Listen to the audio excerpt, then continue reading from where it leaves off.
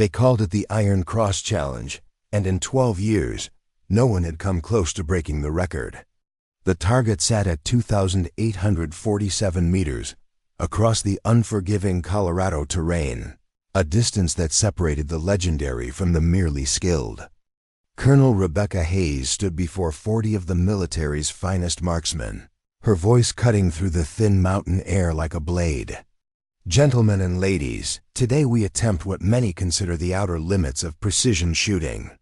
The current record stands at 1,847 meters, held by Master Sergeant Brooks for the past 4 years.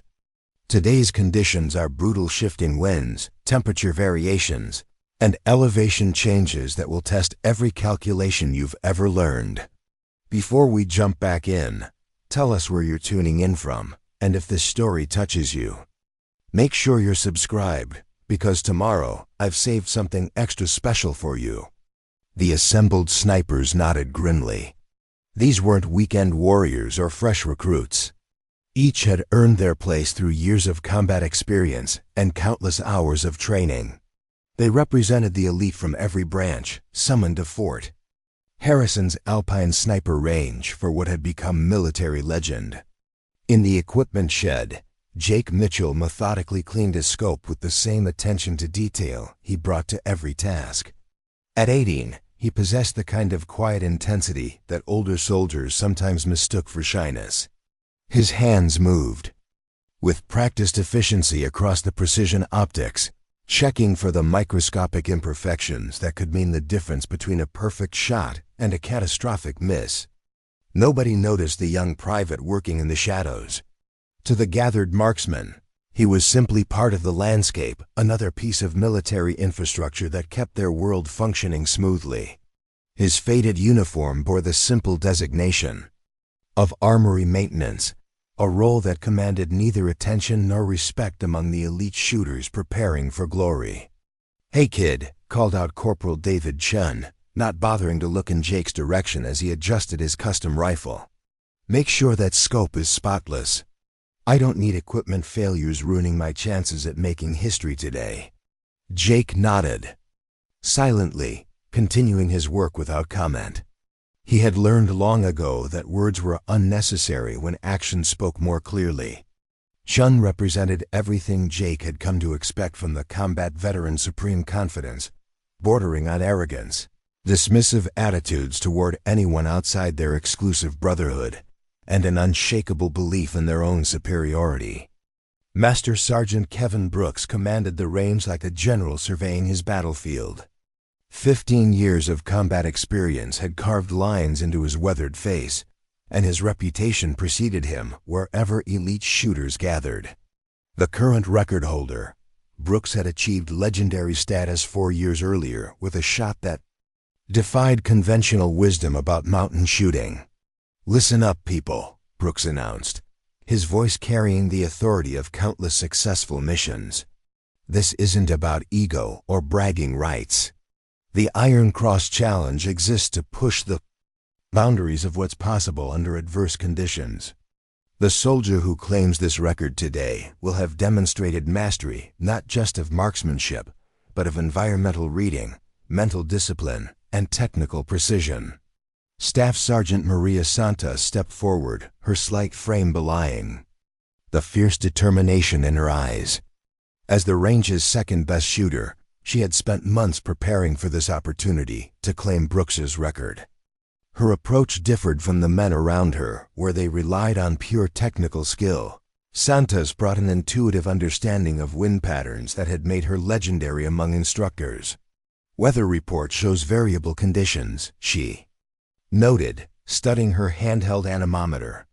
"We're looking at cross winds shifting between 8 and 15 knots, with occasional gusts up to 20. Temperature differential between starting position and target area is creating thermal layers that will affect bullet trajectory in unpredictable ways." The assembled shooters absorbed this information with the seriousness of combat veterans planning a life-or-death mission. Each began making mental calculations, adjusting their equipment, and reviewing the ballistic tables that would guide their attempts. The mathematics of extreme distance shooting were unforgiving. A single degree of error in elevation, or a miscalculation of wind drift, could send a bullet meters off target. Jake finished cleaning the scope and carefully placed it in Chun's equipment case. As he worked, his eyes tracked the movement of the range flags, noting subtle patterns that the shooters seemed to overlook. Living in Wyoming ranch country had taught him to read wind like a language, understanding its moods and rhythms in ways that no textbook could convey. Private Mitchell called Lieutenant Sarah Thompson, the training coordinator responsible for range operations. Colonel Hayes needs the ammunition count for today's exercise. Make sure we have sufficient rounds for extended attempts. Jake nodded and disappeared into the armory's depths, where cases of precision ammunition waited in climate-controlled storage. Each round represented hundreds of dollars of military investment, crafted to tolerances measured in thousandths of an inch.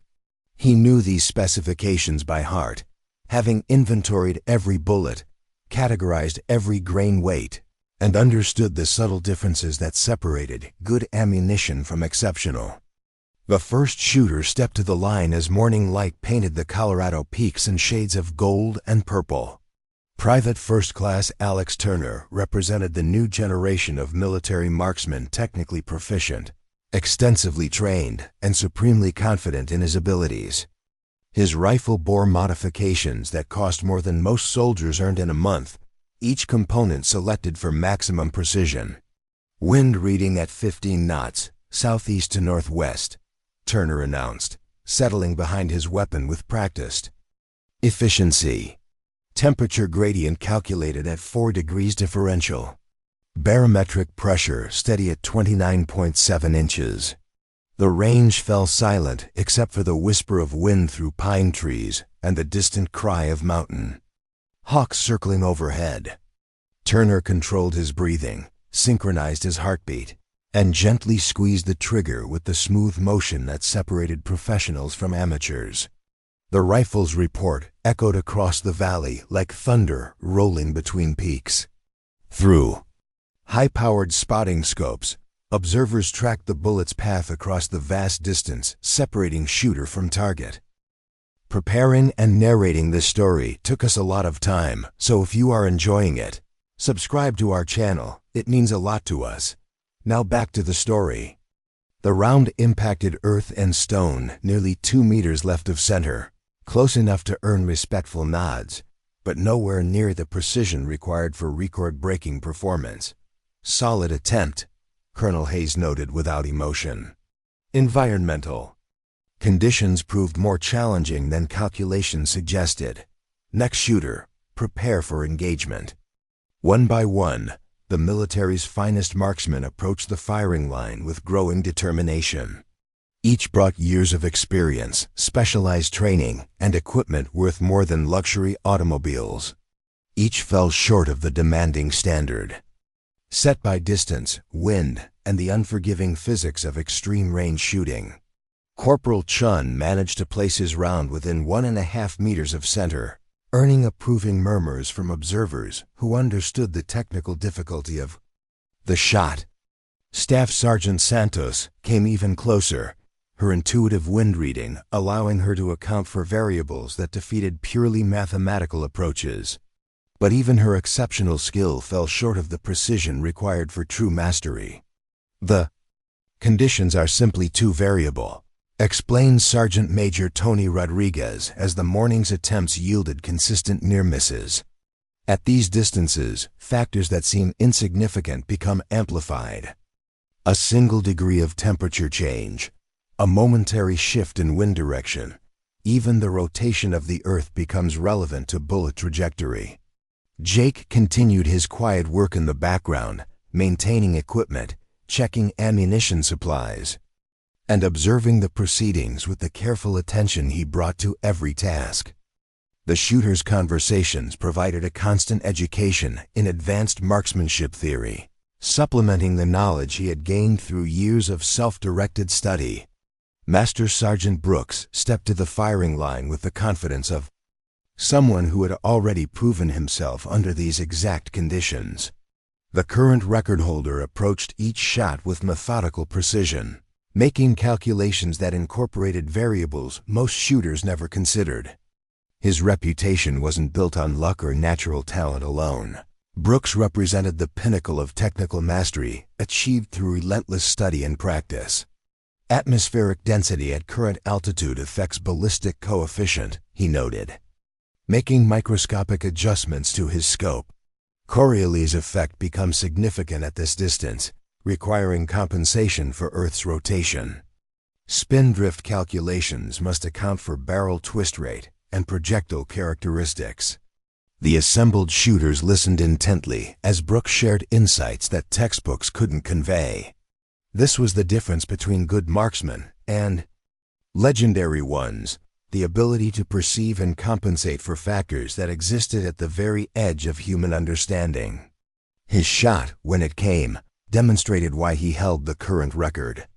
The bullet struck within half a meter of center, close enough to earn spontaneous applause from observers who understood the shot's technical difficulty. But even Brooks's exceptional skill couldn't overcome the day's challenging conditions enough to extend his own record. The target remained untouched by the precision shooting that would claim legendary status. As afternoon shadows began lengthening across the mountain valley, frustration became evident among the assembled marksmen. These were soldiers accustomed to success, experts who had earned their reputations through consistent performance under pressure. The Iron Cross challenge had reduced them to a series of near misses and technical explanations for failure. Environmental conditions are beyond optimal parameters, concluded Captain Lisa Park, the range's official recorder. Perhaps we should consider postponing until weather conditions improve. Colonel Hayes studied the distant target through her binoculars, considering the recommendation. The Iron Cross challenge had been designed to test shooters under adverse conditions, but today's weather pushed even experienced marksmen beyond reasonable limits. Variable winds, thermal layers, and atmospheric disturbances created a perfect storm of factors that made precision shooting extraordinarily difficult. One more round, she decided finally. Any volunteer shooters remaining? The assembled marksmen exchanged glances, but none stepped forward. They had expended their allocated ammunition in previous attempts, and military regulations prohibited unlimited rounds, even for record-breaking efforts. The challenge appeared destined to conclude without a new record, another year added to Brooks's already impressive legacy. Jake Mitchell emerged from the armory carrying the clipboard and wearing the expression of someone completing routine administrative duties. His presence barely registered among the elite shooters, who had grown accustomed to seeing support personnel move through their environment like ghosts. To them, he represented the machinery that kept their world functioning, necessary but invisible, competent but unremarkable. "Ammunition inventory complete, ma'am," he reported to Lieutenant Thompson with the same quiet professionalism he brought to every interaction. All rounds accounted for, with reserve supplies properly secured. Colonel Hayes glanced at the young private with the passing attention she might give to any piece of equipment functioning as expected. Jake's youth made him seem even more insignificant among the veteran marksmen, another recent enlistee learning military procedures through repetitive tasks and careful supervision. "Private Mitchell," she said absently, already turning back toward the main group. "Secure the range equipment and prepare for transport back to base. We'll conclude today's exercise and review performance data." But something in Jake's posture made her pause. While the frustrated shooters gathered their expensive equipment and discussed technical explanations for their failures, the young private stood perfectly still, his eyes fixed on the distant target with an intensity that seemed unusual for someone in a support role. "Ma'am," Jake said quietly, his voice barely audible above the wind whistling through the mountain peaks. "I'd like to attempt the shot." The conversation among the marksmen stopped abruptly. 40 pairs of eyes turned toward the young private, with expressions ranging from amusement to outright disbelief. The suggestion seemed so unexpected, so presumptuous, that several veterans began laughing before they fully processed what they had heard. "Kid," Master Sergeant Brooks said with the patient tone reserved for well-meaning but misguided subordinates, "this isn't a video game. The Iron Cross Challenge requires years of specialized training, combat experience, and equipment you've never even touched. We appreciate your enthusiasm, but I understand the requirements, Sergeant." Jake interrupted with respectful firmness. "I'm requesting permission to attempt the shot using standard-issue equipment from range inventory." The laughter grew louder as the absurdity of the situation became clear. An 18-year-old armory assistant, someone whose military experience consisted entirely of equipment maintenance and administrative duties, was asking to attempt a shot that had defeated some of the most skilled marksmen in the armed forces. Corporal Chun shook his head with dismissive amusement. "Private, do you have any idea what that target represents? We're talking about precision shooting at distances where atmospheric pressure becomes a factor. The mathematics alone require advanced ballistics training that takes years to master." "With respect, Corporal," Jake replied calmly, "I've been studying ballistics theory for 6 years. I understand the technical requirements." Staff Sergeant Santos stepped forward with the expression of someone explaining obvious facts to a confused child. "Studying theory isn't the same as practical application under field conditions. Even assuming you understand the mathematics, which I doubt, you've never fired a precision rifle under combat conditions. This isn't ranch hunting, Private." Jake's jaw tightened almost imperceptibly at the mention of ranch hunting, but his voice remained steady. "Ma'am, I respectfully request permission to make the attempt." Colonel Hayes found herself in an unusual position. Military protocol demanded that she consider any reasonable request from personnel under her command, but this situation defied reasonable classification. Allowing an untrained teenager to waste valuable ammunition on an impossible shot seemed like poor leadership, yet something in Jake's demeanor suggested more than simple bravado. "Private Mitchell," she said carefully, "what makes you believe you can succeed where 40 experienced marksmen have failed?" Jake was quiet for a long moment, his eyes still fixed on the distant target. When he spoke, his words carried a conviction that seemed unusual for someone his age. "Ma'am, I've been watching today's attempts and studying the environmental conditions. I believe I can account for variables that others may have overlooked." The statement drew renewed laughter from several veterans, but Colonel Hayes noticed that Jake's expression remained serious. There was something in his quiet confidence that reminded her of the most dangerous soldiers she had known, those who spoke little but accomplished much when given the opportunity. Sergeant Major Rodriguez stepped forward with the protective instinct of someone who had spent decades training young soldiers. "Colonel, with respect, we shouldn't encourage unrealistic expectations. Private Mitchell has shown admirable dedication in his assigned duties, but this challenge requires expertise he simply doesn't possess." Jake turned toward the sergeant major with the same respectful attention he gave to every superior officer. "Sergeant Major, I understand your concerns. However, I believe I can make this shot using the M24 system currently in range inventory. If I'm wrong, the only cost is a single round of ammunition and a few minutes of everyone's time." Captain Park consulted her clipboard with the expression of someone calculating risk versus potential benefit. "Colonel, regulations don't specifically prohibit attempts by support personnel, assuming proper safety protocols are observed. If Private Mitchell wishes to waste a round demonstrating his limitations, perhaps the lesson would prove educational." The gathered marksmen nodded agreement, seeing an opportunity to provide a reality check for an overconfident teenager. They had all learned humility through failure at some point in their careers, and watching Jake's inevitable miss might serve as a valuable lesson about the difference between theory and practice. Colonel Hayes studied Jake's face for any sign of doubt or second thoughts. What she saw instead was the same calm determination that characterized elite performers in every field. Against her better judgment, she found herself curious about what would happen if she granted this unusual request. "Very well, Private Mitchell," she decided finally.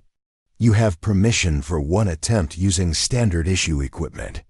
Sergeant, Major Rodriguez will supervise safety protocols, and Captain Park will record the attempt for training purposes."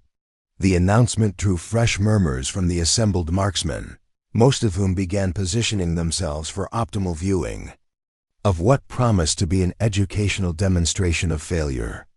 A few started informal betting pools on how far Jake's shot would miss the target, with estimates ranging from several meters to complete failure to reach the target area.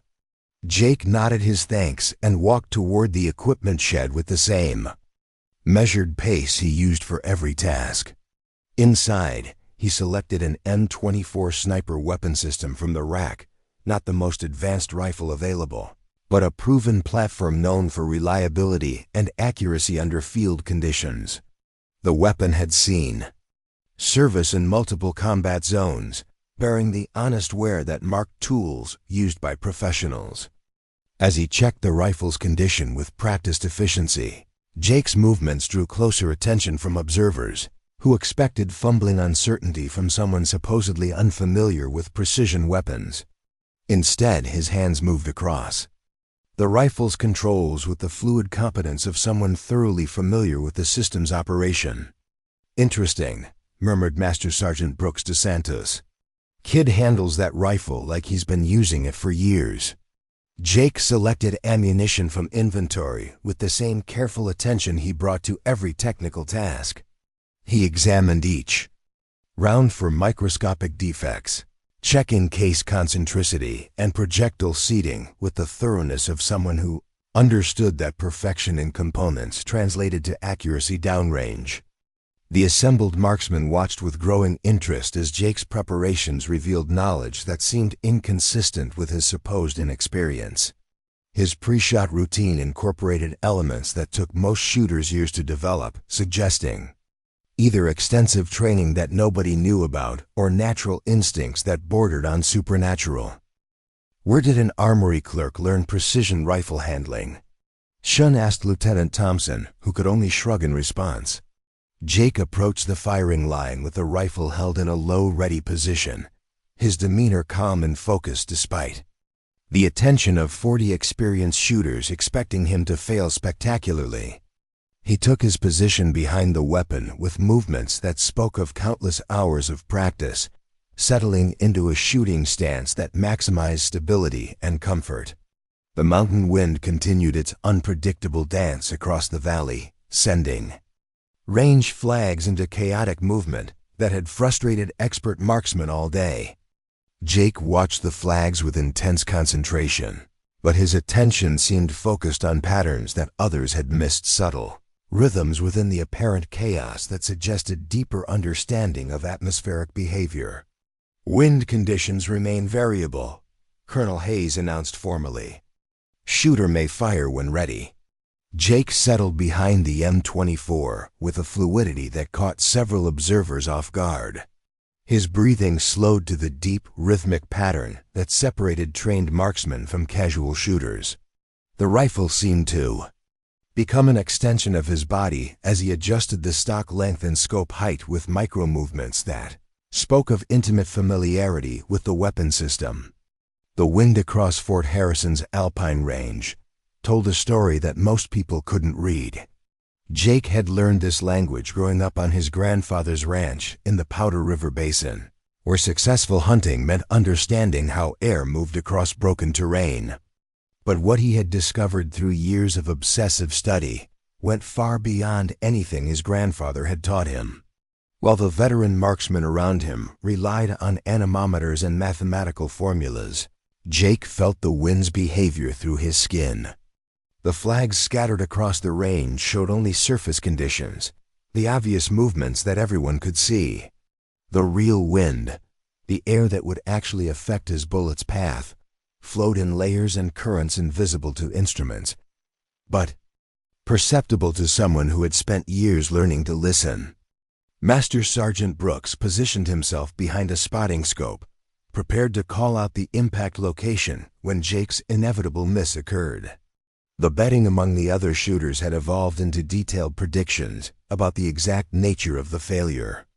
Most expected a complete miss of the target area, while a few generous souls predicted Jake might at least hit the mountainside somewhere in the general vicinity.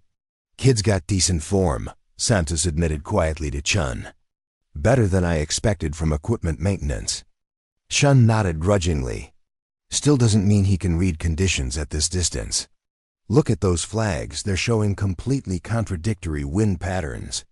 Even if he had perfect technique, which he doesn't, there's no way to calculate a solution with that much variability." Jake's eyes moved systematically across the terrain between his position and the distant target, mapping thermal layers and air currents with the intensity of someone solving a complex puzzle. The scattered pine trees created wind shadows and acceleration zones. The rocky outcroppings generated updrafts and downdrafts. The temperature differential between sunny and shaded areas produced convection currents that bent and twisted the air in 3 dimensions. What the others saw as chaos, Jake recognized as a system. The flags weren't contradicting each other. They were showing different pieces of a larger pattern that repeated every 47 seconds. He had been timing the cycle since the first shooter took position that morning, waiting for someone to notice that the apparent randomness contained hidden order. Colonel Hayes checked her watch with the impatience of someone who had indulged enough foolishness for one day. The Iron Cross Challenge was supposed to demonstrate the limits of human precision under adverse conditions, not provide entertainment through teenage overconfidence. She began mentally composing the incident report that would explain why she had wasted military resources on this educational exercise in humility. "Private Mitchell," she called out, "you have 2 minutes to complete your shot before we secure the range." Jake nodded without taking his eyes from the scope. Through the high-powered optics, the target appeared impossibly small and distant, wavering in the heat shimmer that rose from sun-warmed rocks. The crosshairs danced with each heartbeat, each breath, each micro-movement of his body against the rifle stock. This was the moment where theory met reality, where years of secret preparation would either prove themselves or crumble into embarrassing failure. The M24 in his hands was serial number 847-29, manufactured in 1994 and deployed to 3 different combat zones before arriving at Fort Harrison for training purposes. Jake knew this rifle's history because he maintained the logbooks for every weapon in the armory. He also knew that this particular rifle shot consistently 0.7 inches left at all distances due to a microscopic imperfection in the barrel. Crown that was too small to justify replacement, but significant enough to affect accuracy. More importantly, Jake had spent hundreds of hours dry-firing this exact weapon during his off-duty time in the armory. While his official duties involved cleaning and maintenance, his unofficial education had included memorizing the trigger, pull weight, lock time, and recoil characteristics of every precision rifle in inventory. He had studied ballistics tables by flashlight in his barracks room and watched thousands of hours of advanced marksmanship videos on his laptop. The other shooters grew restless as Jake remained motionless behind the rifle, apparently frozen by the magnitude of the challenge before him. Several began making jokes about stage fright and the difference between armory heroics and range performance. They interpreted his stillness as hesitation rather than the focused concentration of someone waiting for exactly the right moment. "Any day now, Private," Sergeant Major Rodriguez called out with barely concealed impatience. "The mountain isn't getting any closer."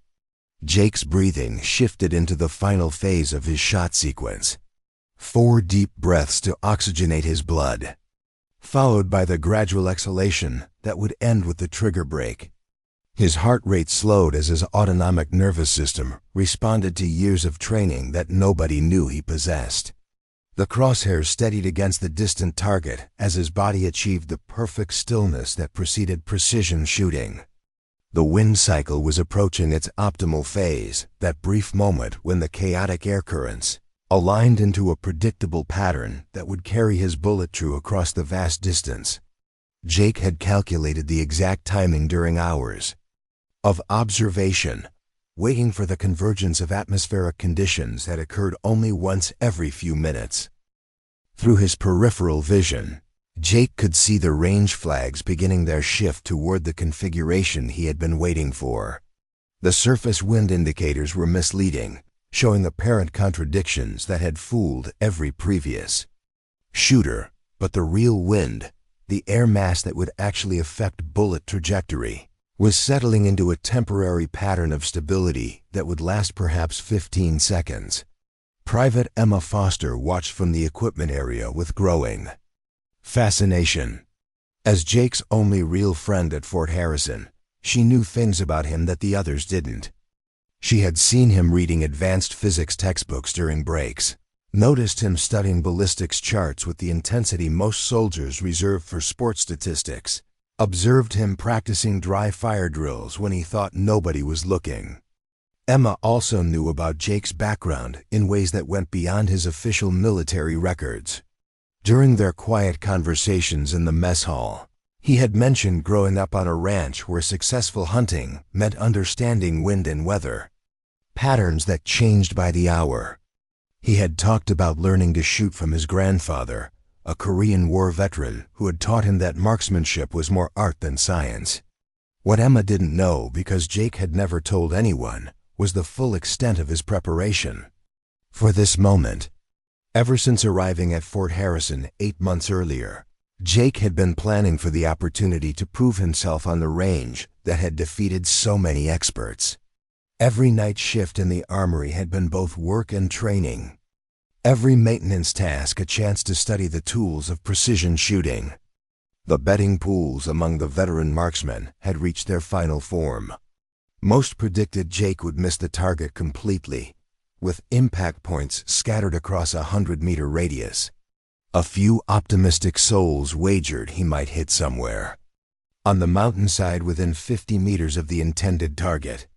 Nobody seriously considered the possibility of a successful shot. Master Sergeant Brooks adjusted his spotting scope for optimal target observation, preparing to call out the mislocation with the clinical precision of someone who had witnessed countless failures.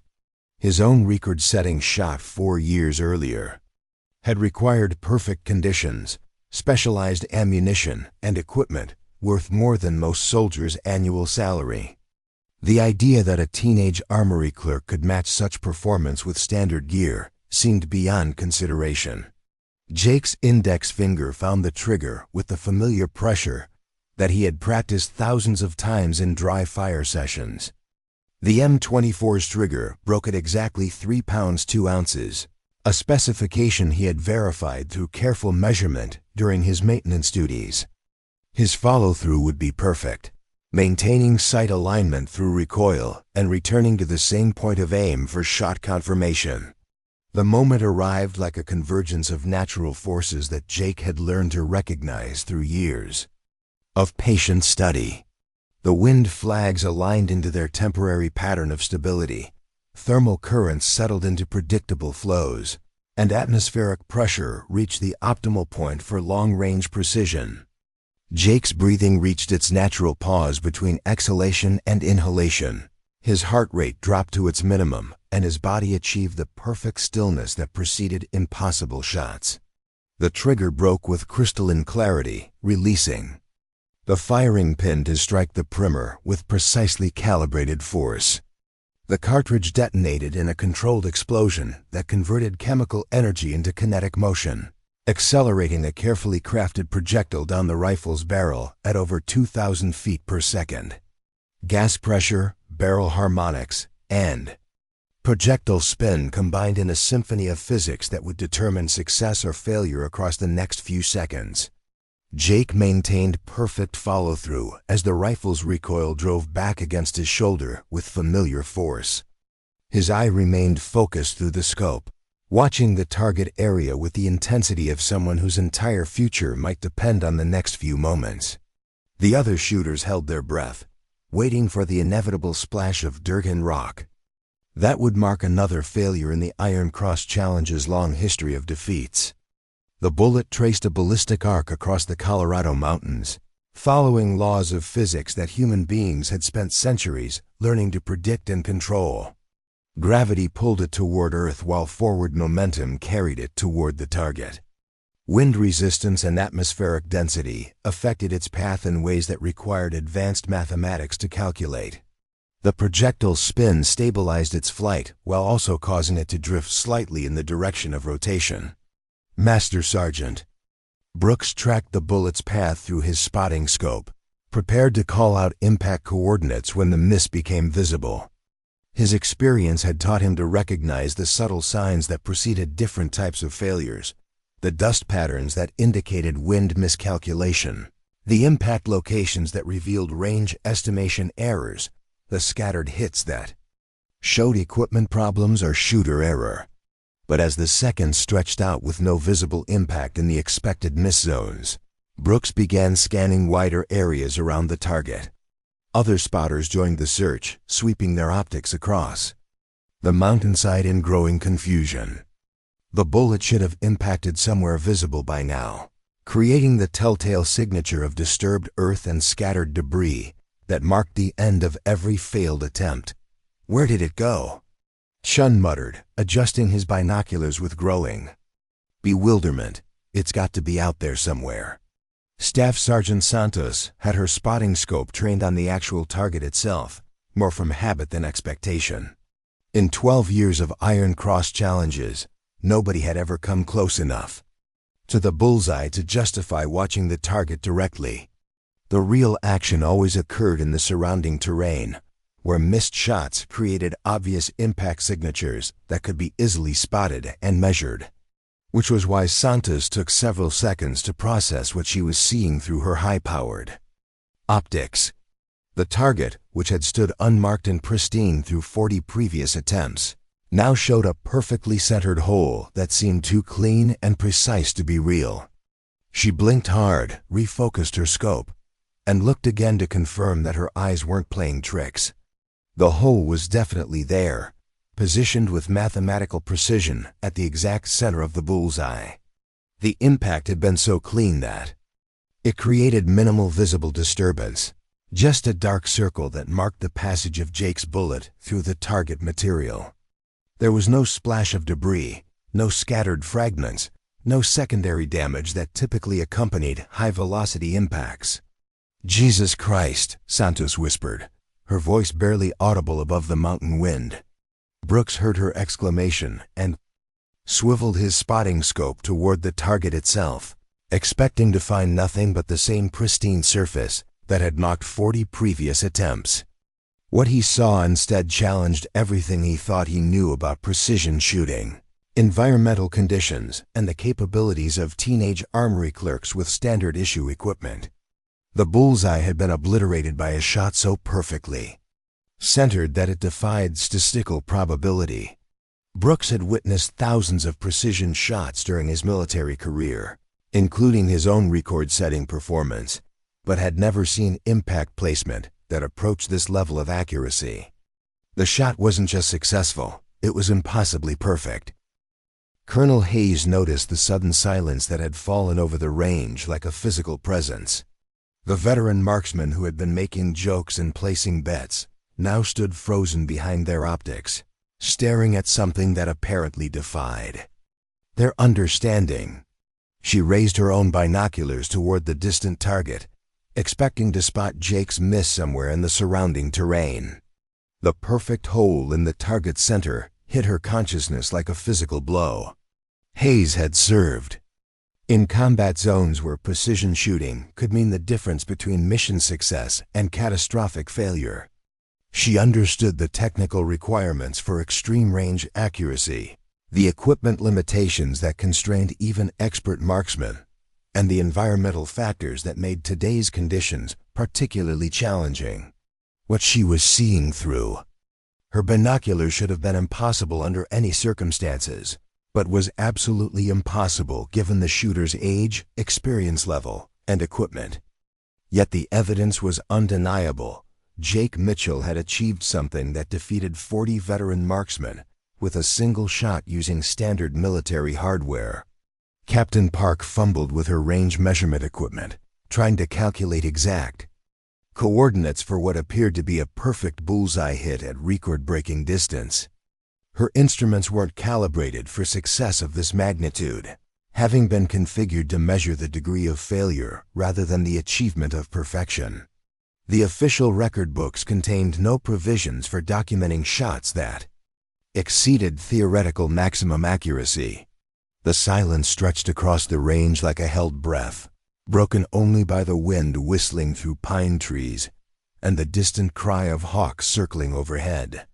40 experienced shooters stood motionless behind their optics, trying to process what they had witnessed and reconcile it with everything they thought they knew about marksmanship, physics, and human capability.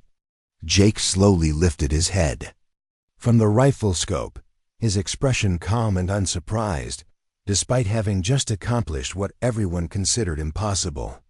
He engaged the weapon's safety with practiced efficiency and began the standard procedure for clearing and securing the rifle.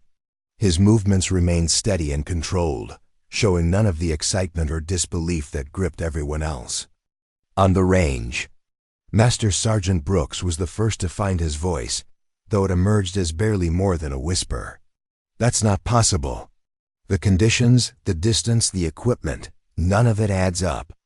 Jake looked toward Brooks with the same respectful attention he gave to every superior officer, waiting for official confirmation of what he already knew to be true. The shot had felt perfect from the moment the trigger broke, following the trajectory. He had calculated through hours of environmental observation and atmospheric analysis. The outcome matched his expectations exactly, though he understood why others found it difficult to accept. "Private Mitchell," Colonel Hayes called out her voice carrying across the range with unusual intensity. "Report to the firing line immediately." Jake approached with the measured pace he used for every movement, carrying the M24 in the prescribed manner for secured weapons. His demeanor remained calm and professional despite the stunned expression surrounding him, as though achieving impossible accuracy under adverse conditions was merely another routine military task requiring careful execution. Staff Sergeant Santos lowered her spotting scope with hands that trembled slightly from adrenaline and disbelief. In her entire career, she had never witnessed shooting that approached this level of precision under field conditions. The mathematical probability of Jake's success was so small as to be essentially zero, yet the evidence was undeniable. "How?" she asked, her voice tight with the strain of trying to understand what had just occurred. "How did you compensate for all those variables?"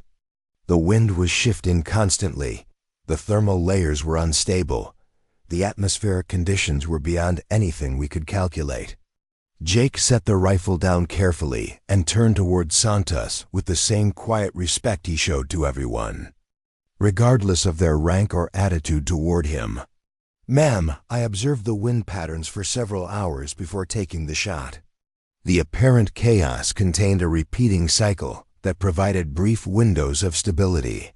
The explanation drew skeptical looks from several veterans who had spent the entire day struggling with the same conditions Jake claimed to have solved through observation. Corporal Chun stepped forward with the expression of someone determined to expose an elaborate deception or stroke of impossible luck. "Private, there's no way you calculated solutions for all those environmental factors using basic equipment.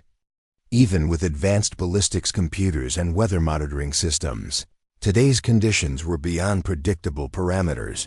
You're telling us you did it all in your head?" Jake nodded simply. "Yes, sir. The mathematics aren't as complex as they appear if you understand the underlying patterns."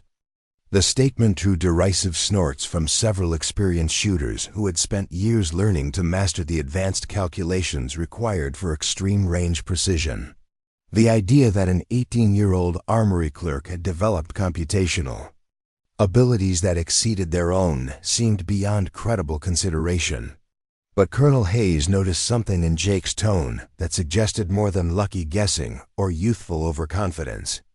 During her military career, she had encountered a few rare individuals who possessed intuitive understanding of complex systems that defied conventional explanation. They were usually quiet people who solved problems through methods that couldn't be easily taught or replicated. "Private Mitchell," she said carefully, "I need you to explain exactly how you achieved this shot. Start from the beginning and walk us through your complete process." Jake looked across the assembled faces, reading expressions that ranged from skeptical disbelief to genuine curiosity.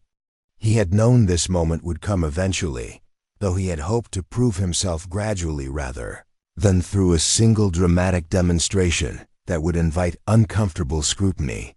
"Ma'am, I've been studying advanced ballistics theory since I was 12 years old. My grandfather taught me basic marksmanship, but I taught myself everything else through books, videos, and online courses. When I enlisted and was assigned to armory duties, I used my access to equipment and ammunition to test theoretical concepts under controlled conditions." The admission drew sharp looks from several officers who were beginning to realize that Jake's official military record might not tell the complete story of his background and capabilities.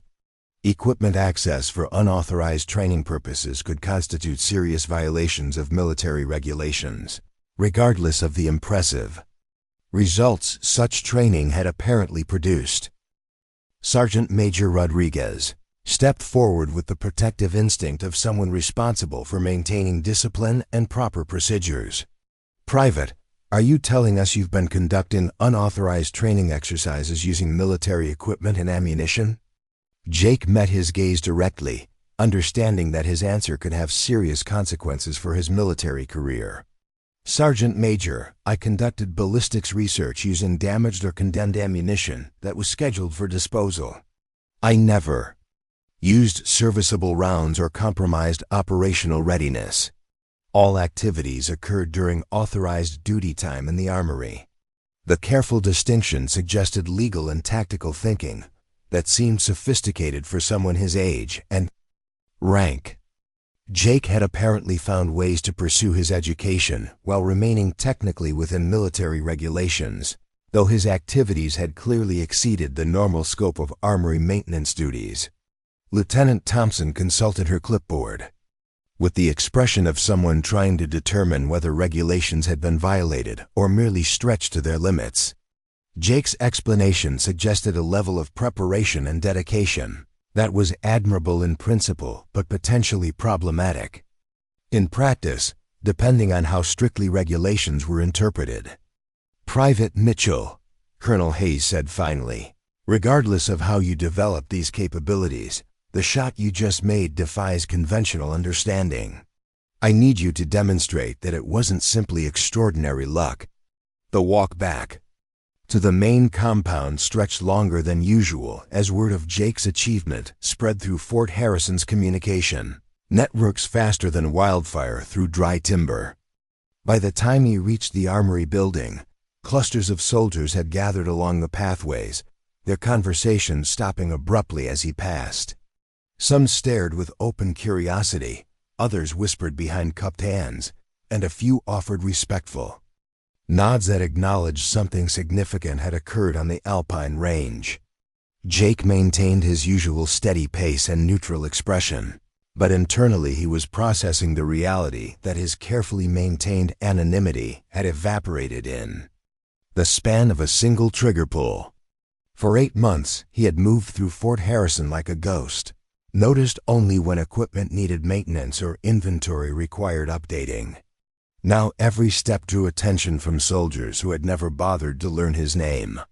Private Foster caught up to him as he approached the armory entrance, her expression mixing excitement with concern.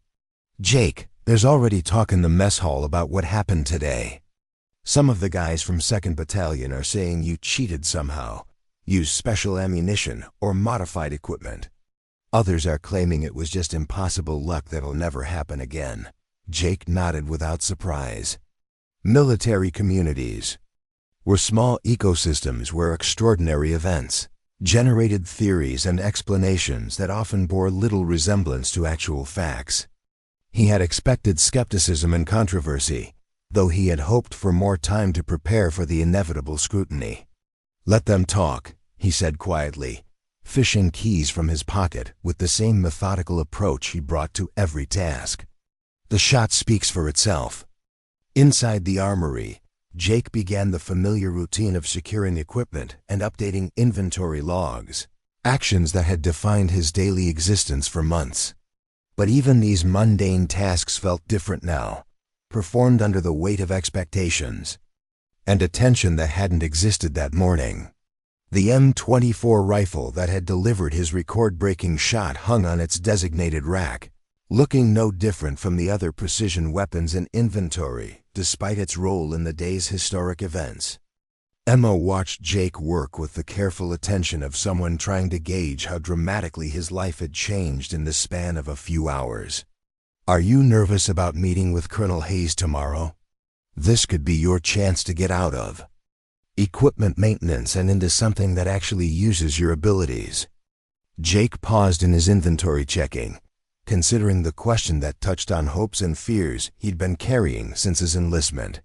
The meeting with Colonel Hayes represented opportunity and danger in equal measure, a chance to escape the limitations of his current assignment, but also exposure to scrutiny that might reveal aspects of his background he preferred to keep private. "I'm cautious," he admitted finally. "Major changes in military assignments usually come with complications that aren't immediately obvious." The cautious response reflected lessons Jake had learned through experiences that predated his military service. His path to Fort Harrison had included encounters with authority figures who promised opportunities while pursuing their own agendas, leaving him wary of sudden interest from superior officers, regardless of their apparent good intentions.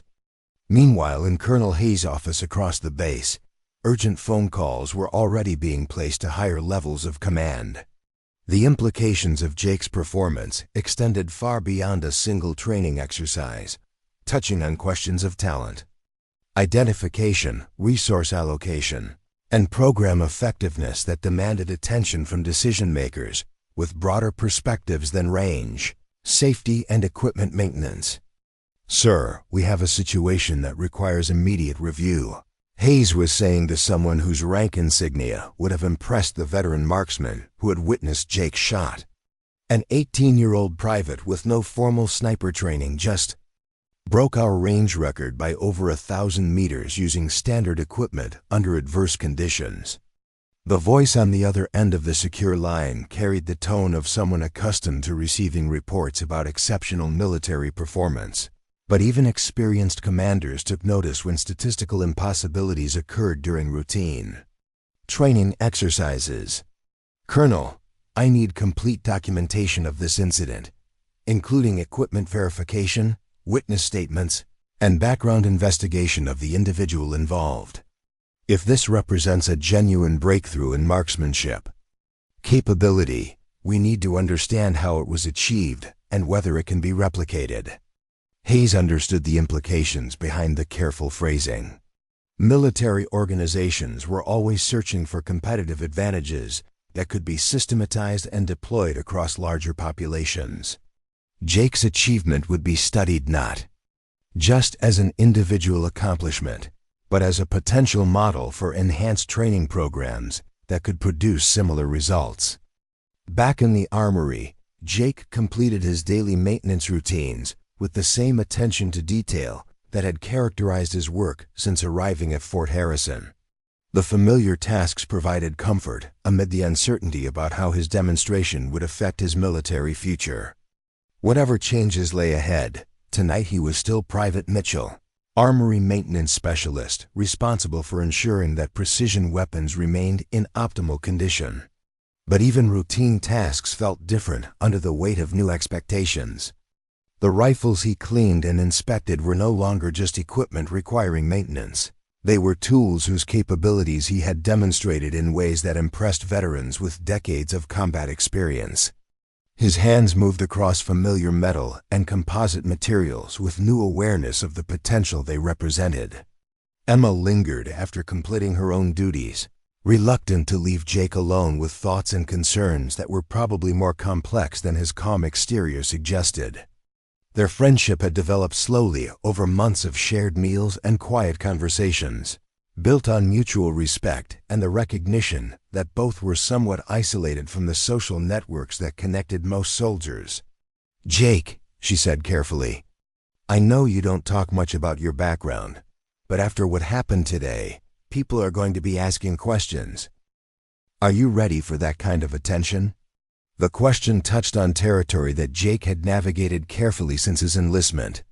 His official military records contained the minimum information required for processing, but determined investigation could uncover details that might complicate his current situation or create obligations he wasn't prepared to accept. "I've always known this day might come," he replied, securing the last rifle in its designated position. "The question is whether the opportunities will outweigh the complications." The measured response revealed thinking that seemed sophisticated. For someone his age, suggesting experience with situations where personal revelation carried both benefits and risks. Emma recognized the careful phrasing of someone who had learned to protect information, while still maintaining relationships based on trust and mutual respect. As evening approached, Fort Harrison's daily rhythm shifted toward the quieter pace of off-duty hours. The mess hall buzzed with conversations about the day's extraordinary events, theories and explanations flowing like water through the interconnected social networks that defined military community life. Jake's name appeared in dozens of discussions, often accompanied by speculation that ranged from admiring to skeptical to envious. Master Sergeant Brooks sat with a small group of senior non-commissioned officers, nursing a cup of coffee that had grown cold while he tried to process what he had witnessed on the Alpine Range. His own record-breaking shot 4 years earlier had represented the culmination of extensive preparation, optimal conditions, and specialized equipment. Jake's achievement under adverse conditions with standard gear challenged fundamental assumptions about the relationship between experience and capability. "I've been thinking about that kid's shot all afternoon," Brooks said to Staff Sergeant Santos, who had joined the informal debrief session. "The technical requirements for that level of precision under today's conditions should have been beyond anyone using basic equipment. Either we're missing something fundamental about environmental compensation, or that private has capabilities that don't match his age and experience level." Santos nodded thoughtfully, stirring sugar into her coffee with movements that reflected the careful consideration she was giving to Brooks' observations. "I noticed things about his preparation and execution that seemed inconsistent with his supposed background. His equipment handling showed familiarity that takes years to develop, and his environmental reading appeared more sophisticated than what we teach in advanced courses." The conversation represented the kind of professional analysis that separated experienced soldiers from casual observers. Both Brooks and Santos recognized that Jake's achievement required explanation beyond luck or natural talent, suggesting systematic preparation and knowledge acquisition that exceeded normal military training programs. Corporal Chun approached their table with the expression of someone carrying information that might shed light on the day's mysteries. "Mind if I join you? I've been asking around about Private Mitchell, and what I'm hearing doesn't match what we saw today." Santos gestured toward an empty chair, understanding that Chun's investigation might provide context for Jake's extraordinary performance. Military communities were small enough that determined inquiry usually uncovered relevant background information, particularly when someone displayed capabilities that seemed inconsistent with their official record. According to his supervisor in equipment maintenance, Chun continued, settling into the chair with the air of someone about to reveal significant intelligence, "Mitchell has been studying ballistics manuals and watching marksmanship videos during his off-duty time. Specialist Williams says he's seen him practicing dry fire drills after hours and taking detailed notes about rifle specifications and ammunition performance. The information provided partial explanation for Jake's demonstrated expertise while also raising questions about the extent of his unofficial education. Self-directed learning could account for theoretical knowledge, but the practical skills he had displayed suggested hands-on experience that went beyond dry fire practice in the armory. Brooks leaned forward with increased interest, recognizing patterns that reminded him of his own early development as a precision shooter. Did Williams say anything about Mitchell's background before military service? That level of dedication usually comes from somewhere specific.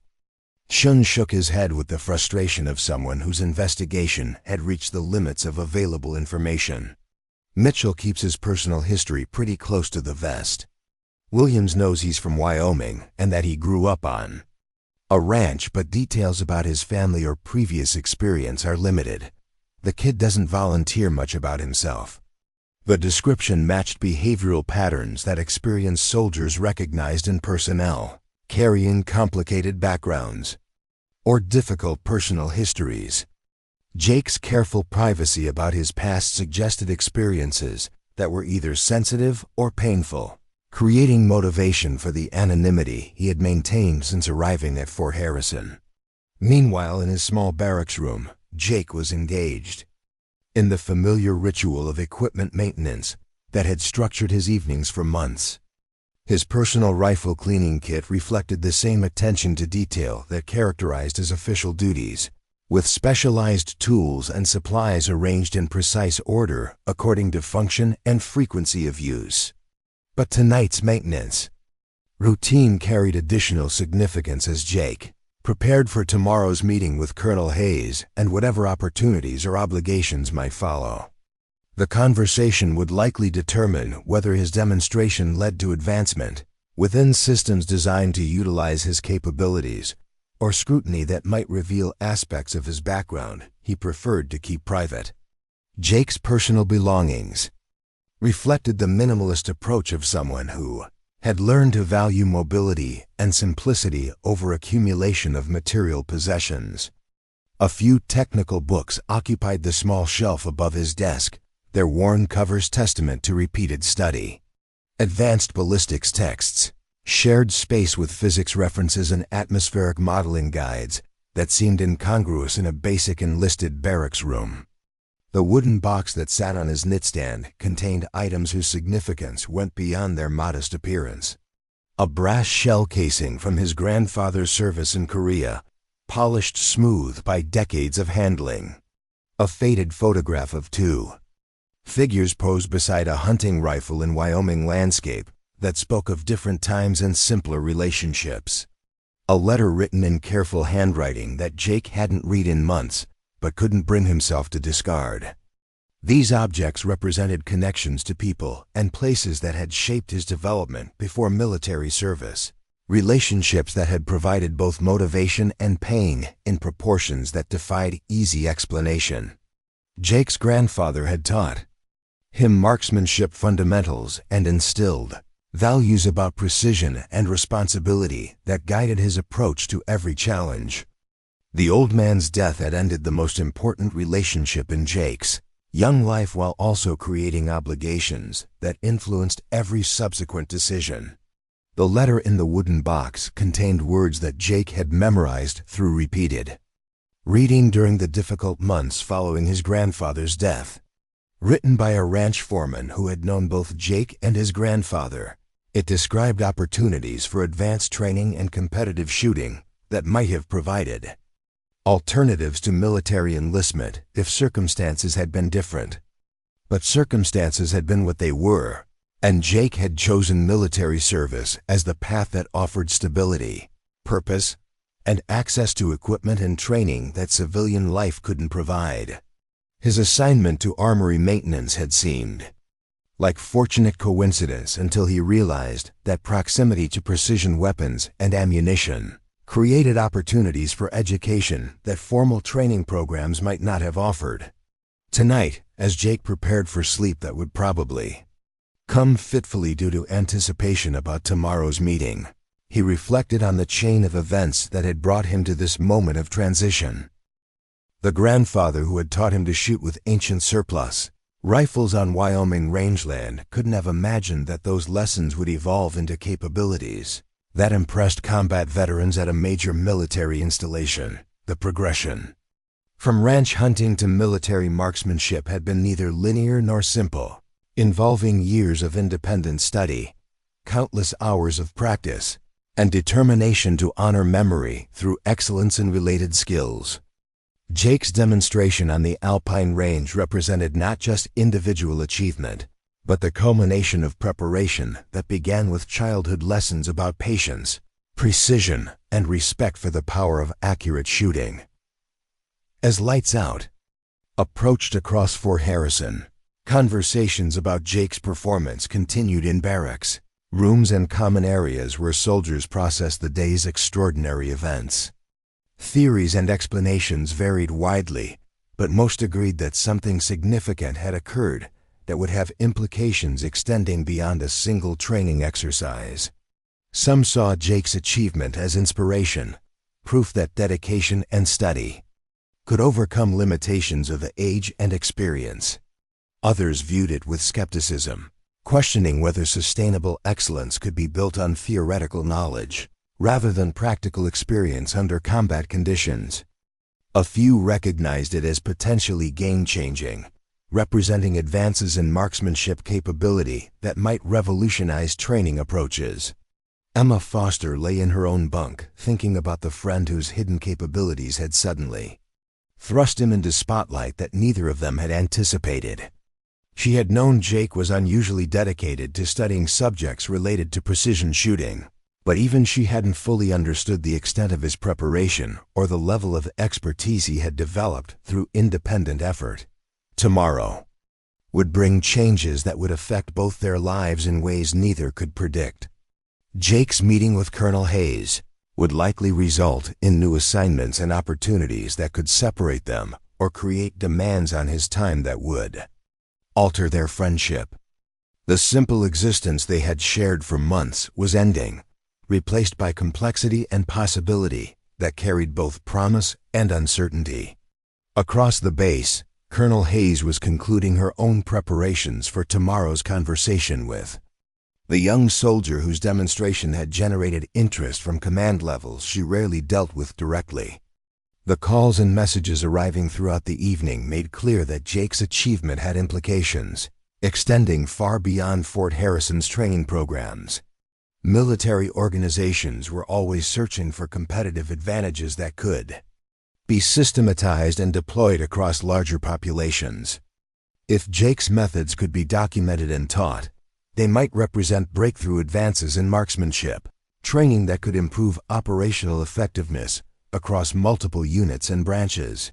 But such developments would require Jake's cooperation in revealing techniques and knowledge that he had apparently developed through independent effort rather than official training programs. The meeting tomorrow would determine whether he was willing to share methods that had remained private, and whether the benefits of such sharing would outweigh whatever reasons he had for maintaining secrecy about his capabilities.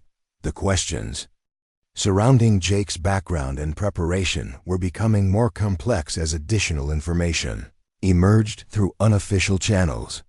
His dedication to advanced study suggested motivation that went beyond casual interest, while his careful privacy about personal history indicated experiences that were either sensitive or painful. Hayes understood that exceptional military personnel often carried complicated backgrounds that influenced their performance in ways both positive and challenging. Her responsibility was to identify how Jake's demonstrated capabilities could best serve military objectives while respecting whatever personal factors had shaped his development. The night air over Fort Harrison carried the clean scent of pine and the distant sound of wind moving through mountain passes where extreme range shooting had challenged marksmen for years. Tomorrow would bring answers to some questions while probably raising others, beginning a process that would determine how Jake Mitchell's extraordinary abilities would be utilized by an organization always seeking advantages in an increasingly complex world. In his small barracks room, Jake finally settled into sleep that came slowly despite physical exhaustion from the day's events. His dreams would probably include images of distant targets and wind flags moving in patterns that revealed secrets invisible to others, scenarios where preparation met opportunity in ways that changed everything while solving nothing about the fundamental questions of purpose and belonging that had driven his journey from Wyoming ranch country to Colorado mountains. The morning would bring consequences that neither Jake nor anyone else at Fort Harrison could fully predict, starting with a conversation that would determine whether his demonstration had opened doors to advancement or exposed him to scrutiny. That might prove more challenging than any extreme-range shooting test ever devised. But those concerns belonged to tomorrow.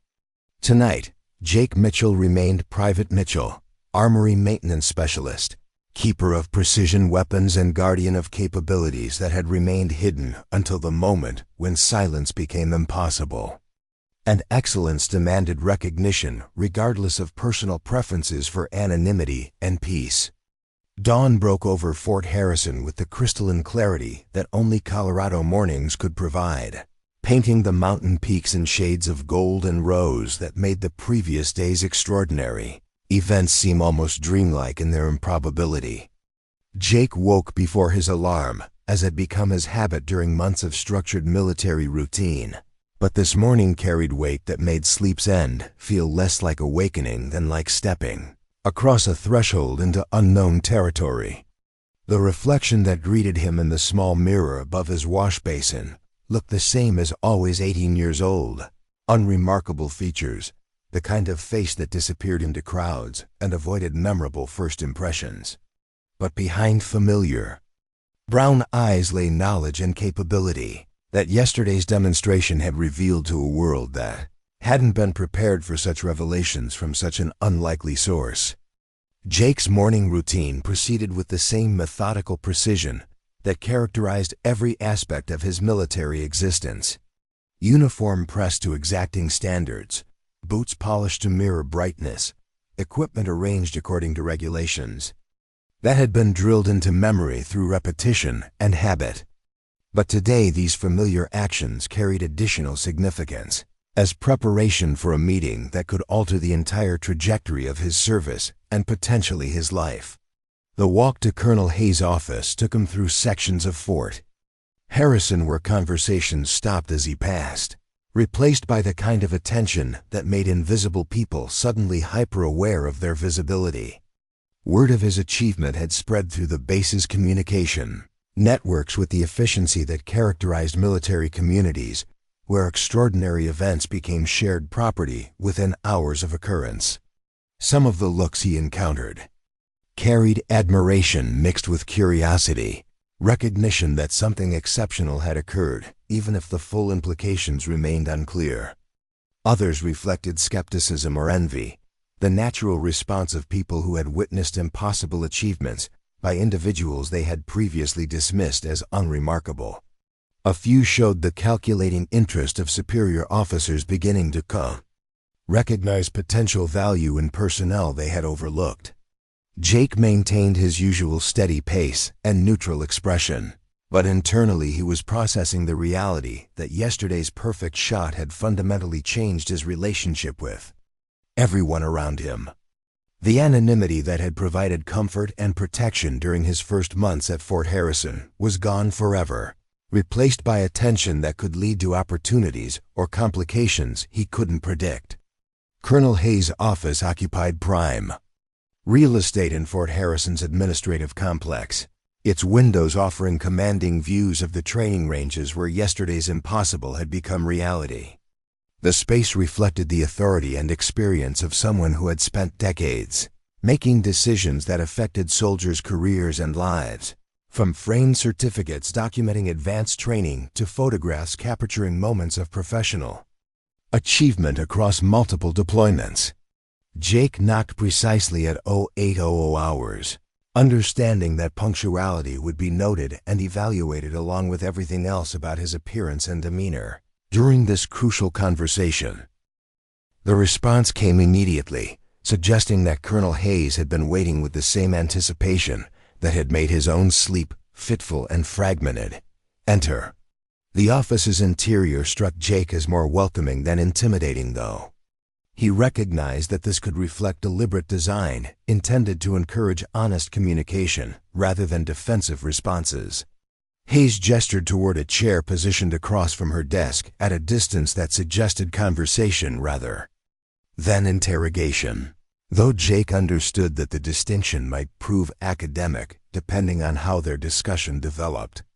Private Mitchell. Hayes began with the direct approach that had characterized her military leadership style throughout a career spent dealing with complex personnel situations. Yesterday's demonstration has generated considerable interest at command levels that extend well beyond Fort Harrison. Before we discuss potential opportunities, I need to understand exactly what we're dealing with. The opening statement confirmed Jake's expectation that his achievement would have implications extending far beyond personal recognition or advancement within his current unit.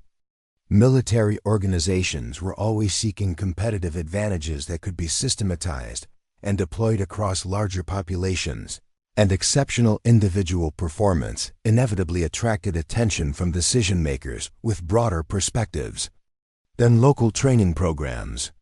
"Ma'am," Jake replied carefully, "I'm prepared to answer any questions about my capabilities or background that are relevant to military service."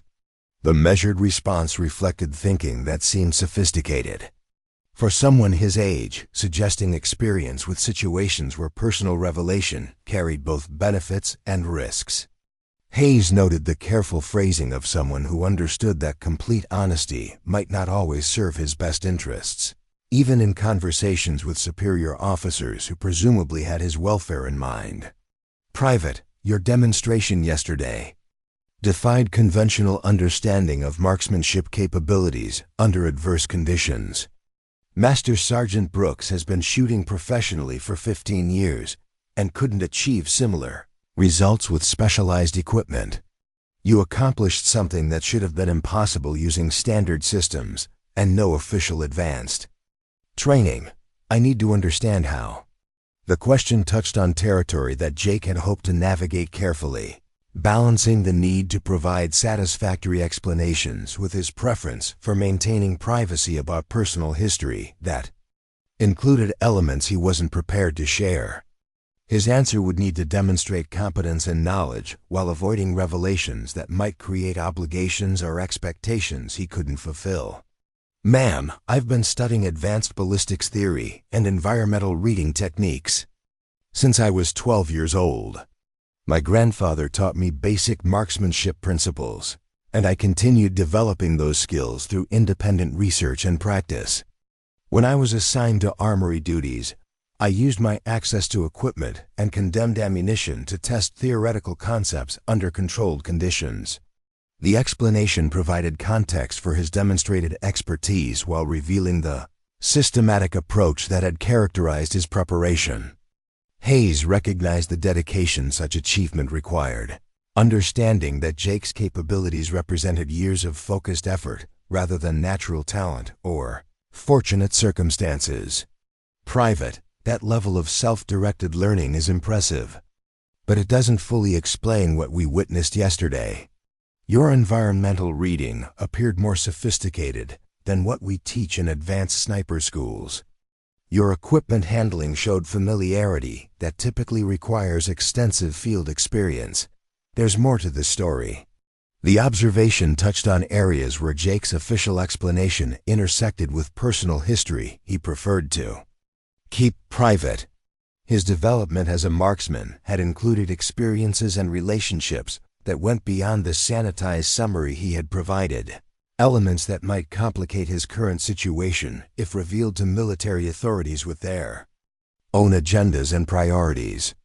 "Ma'am," Jake said with careful honesty, "my preparation was more extensive than most people realized. I spent years studying not just ballistics theory, but atmospheric physics, meteorology, and competitive shooting techniques. I practiced whenever possible and analyzed every aspect of precision shooting that I could access through available resources. The admission revealed the obsessive dedication that had characterized his approach to mastering skills that most people considered hobbies rather than serious disciplines. Hayes recognized the pattern of someone driven by motivation that went beyond casual interest, suggesting personal factors that had provided both direction and intensity to his educational efforts. "Private Mitchell," she said with the tone of someone probing for deeper understanding. That level of commitment typically comes from somewhere specific. What motivated such extensive preparation? The question moved toward territory that Jake had anticipated but hoped to avoid. Personal history that explained his extraordinary dedication while also revealing circumstances that might generate sympathy or concern from authority figures whose reactions he couldn't predict. His answer would need to provide sufficient explanation while maintaining boundaries around information he considered private. "Ma'am, my grandfather was a Korean war veteran who taught me that precision shooting was both art and science. After he died, I continued studying as a way to honor his memory and maintain our connection. The skills became important to me because they represented something we had shared." The explanation provided emotional context for Jake's dedication, while revealing relationships that had shaped his development in fundamental ways. Hayes understood that such motivation often produced exceptional performance in individuals who might otherwise seem unremarkable, creating capabilities that exceeded what formal training programs typically achieved. But she also sensed that Jake's summary concealed complexities that might be relevant to understanding his potential and limitations. His careful phrasing suggested experiences that were either sensitive or painful, creating motivation for both. Excellence and privacy that influenced how he approached relationships with authority figures. "Private, I appreciate your dedication to honoring your grandfather's memory. However, I need to understand your current situation more clearly. Are you satisfied with armory maintenance duties, or are you interested in opportunities that would better utilize your demonstrated capabilities?" The question represented the heart of their conversation, touching on possibilities that could transform Jake's military experience while also exposing him to scrutiny and expectations that might prove more challenging than his current anonymity. His answer would determine whether this meeting led to advancement or complications that could affect the remainder of his service. Jake was quiet for several seconds, understanding that his response would have implications extending far beyond this conversation. Colonel Hayes represented opportunity and authority in equal measure, someone who could provide access to training and assignments that matched his abilities, while also creating obligations that might limit his freedom to determine his own path. "Ma'am," he said finally, "I'm interested in opportunities to contribute more significantly to military objectives. However, I would want to understand the specific requirements and expectations before making commitments." The cautious response reflected thinking that impressed Hayes while also confirming her suspicion that Jake carried experiences that had taught him to be wary of sudden changes in official attention. His qualification about understanding requirements suggested someone who had learned to read between the lines of offers that might carry hidden costs or obligations. "Private Mitchell, based on your demonstration yesterday, several advanced training programs have expressed interest in your participation. The Army Marksmanship Unit has requested your file for evaluation. Special Operations Command wants to assess your potential for precision shooter training. The Advanced Individual Training Command is considering you for instructor positions that would utilize your theoretical knowledge." The multiple opportunities represented validation that Jake's capabilities had attracted attention from the highest levels of military marksmanship training. Hayes watched his expression carefully, looking for signs of excitement or concern that might indicate his preferences among the various possibilities being presented.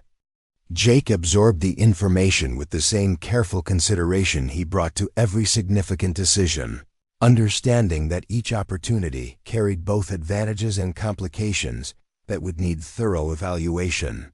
His response would need to demonstrate appreciation while maintaining his ability to make informed choices about his future. Ma'am, I'm honored by the interest from these organizations. Would it be possible to receive detailed information about specific programs and requirements before making decisions about participation? The diplomatic answer suggested maturity that exceeded his chronological age while also revealing his intention to maintain control over decisions that could affect the remainder of his military career. Hayes recognized the wisdom in such caution, while also noting that Jake's careful approach might limit his willingness to take risks that could accelerate his advancement. Private, I can arrange briefings with representatives from each program, so you can make informed decisions. However, I should mention that these opportunities have time limitations. Military training programs operate on schedules that don't always accommodate extended deliberation. The gentle pressure reflected Hayes' understanding that exceptional opportunities often required quick decisions, particularly in military environments where organizational needs took precedence over individual preferences. She wanted Jake to understand that his window for advancement might be limited by institutional timelines beyond her control. Jake nodded understanding, recognizing the tension between his desire for careful consideration and the reality of military decision-making processes that operated according to their own logic and scheduling requirements. His response would need to balance prudence with pragmatism, avoiding both hasty commitments and missed opportunities. Ma'am, I understand the time constraints. Could I have 48 hours to review available information and provide responses to the interested organizations? The request demonstrated responsibility while maintaining his ability to make thoughtful decisions about commitments that could determine his military future. Hayes appreciated the professional approach while also recognizing that Jake's cautiousness might reflect experiences that had taught him to be wary of promises that seemed too good to be true. Private Mitchell, that timeline is acceptable. I'll arrange for you to receive briefing materials today, with meetings scheduled for tomorrow if you want additional information. Is there anything specific you need to know about these programs before beginning your evaluation? The question provided Jake an opportunity to demonstrate his understanding of advanced training requirements while also revealing his priorities and concerns about potential assignments. His answer would help Hayes assess his readiness for the challenges and opportunities that lay ahead. Ma'am, I'd like to understand the deployment requirements associated with each program, the duration of training commitments, and whether there would be opportunities to continue developing my theoretical knowledge alongside practical applications. The thoughtful questions impressed Hayes while revealing Jake's approach to career planning that went beyond immediate advancement to consider long-term development and personal satisfaction. His priorities suggested someone who understood that military success required balancing organizational needs with individual growth and learning. Those are excellent questions, Private. The briefing materials will address all those areas, and program representatives can provide additional details during your meetings. Is there anything else you need to discuss about your current situation or future possibilities? Hayes' tone suggested that their formal conversation was approaching conclusion, but she wanted to ensure that Jake felt comfortable raising any concerns or questions that might affect his decision-making process. Her approach reflected leadership style that balanced organizational efficiency with personal consideration for soldiers under her command. Jake was quiet for a moment, considering whether there were additional issues that should be addressed. During this opportunity for direct communication with someone who could influence his military trajectory, his decision to speak reflected both trust in Hayes' intentions and recognition that some concerns were better addressed directly than left to assumption. Ma'am, I appreciate your consideration and the opportunities being presented. I want to ensure that my acceptance of advanced training wouldn't create expectations for capabilities or performance that might exceed what I can consistently deliver. Yesterday's shot was successful, but I understand the difference between individual achievement and sustained excellence under operational conditions. The modest assessment revealed both confidence and realism that impressed Hayes, while also demonstrating Jake's understanding of the difference between training demonstrations and combat applications. His concern about managing expectations suggested maturity that would serve him well in advanced programs where performance pressure could be intense. Private Mitchell, your awareness of those distinctions actually increases my confidence in your potential for success in demanding programs. The organizations interested in your participation understand that individual demonstrations don't guarantee consistent performance, but they also recognize that exceptional capability often emerges from individuals who approach challenges with the kind of preparation and dedication you've shown. The reassurance addressed Jake's concerns while also reinforcing that his achievement had attracted attention because it represented potential rather than just isolated performance. Hayes wanted him to understand that advanced training programs were designed to develop capabilities rather than simply exploit existing skills. Their conversation concluded with administrative details about briefing schedules and contact procedures, but Jake left Colonel Hayes' office with the understanding that his military experience was entering a new phase that would bring both opportunities and challenges he couldn't fully anticipate. The anonymity that had characterized his first months at Fort Harrison was ending, replaced by visibility that could lead to advancement or complications, depending on choices he hadn't yet made. The days that followed brought a series of conversations with program representatives who presented opportunities that ranged from specialized training to advanced education to operational assignments that would utilize his demonstrated capabilities in ways that served broader military objectives. Each discussion revealed new possibilities while also highlighting the complexity of decisions that would affect not just his career but his entire approach to military service.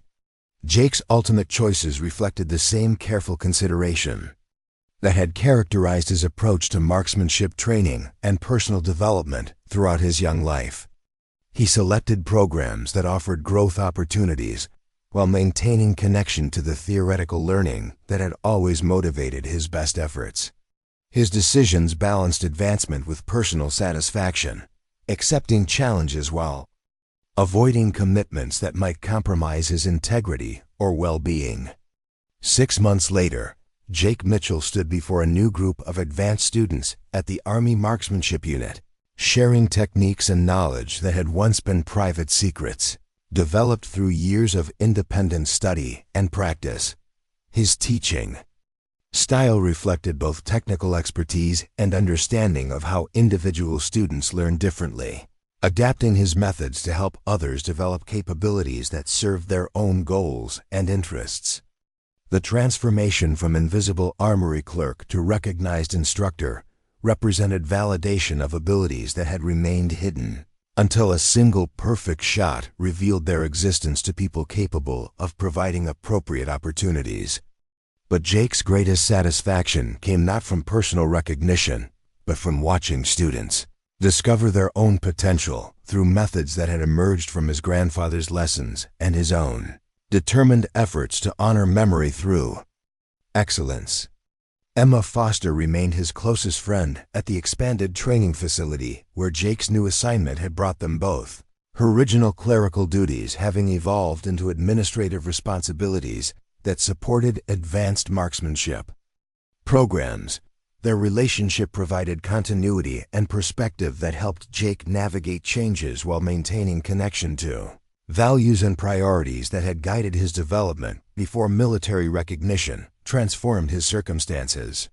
The wooden box in Jake's quarters still contained the same objects that had connected him to family history and personal motivation throughout his journey from Wyoming ranch country to military instructor positions that utilized capabilities he had never expected to share publicly. His grandfather's shell casing remained polished smooth by handling, while the faded photograph showed faces that reminded him daily why precision and dedication mattered beyond personal achievement or professional advancement. The letter from the ranch foreman had been joined by others, documenting opportunities and achievements that grew from the foundation his grandfather had provided and his own determination to build something meaningful from lessons learned in childhood and refined through solitary effort. Jake's story had become inspiration for students who discovered that exceptional capability often emerged from unexpected places when dedication met opportunity in ways that served purposes larger than individual ambition. Late evening found Jake in the familiar routine of equipment maintenance that had structured his military existence since enlistment. But now these activities carried different significance as preparation for teaching others rather than simply maintaining readiness for personal use. The rifles and optics that passed through his hands would enable students to discover their own potential for precision and excellence under challenging conditions. The mountain air over the training facility carried the same clean scent that had surrounded his record-breaking shot months earlier, reminding him that extraordinary achievements often emerged from ordinary circumstances when preparation met opportunity through individuals willing to reveal capabilities they had kept carefully private. His journey from invisible soldier to recognized instructor represented both personal transformation and proof that military organizations could identify and develop exceptional talent when systems worked as designed. Jake Mitchell's story continued beyond that first perfect shot, evolving through advanced training and teaching assignments that utilized his abilities while providing opportunities for continued growth and learning. The shy teenager who had arrived at Fort Harrison seeking anonymity had become someone whose methods and insights contributed to programs that enhanced military effectiveness through improved marksmanship training. But the essential elements remained unchanged: dedication to excellence, respect for the power of precise shooting, and understanding that individual capabilities served purposes larger than personal recognition or professional advancement.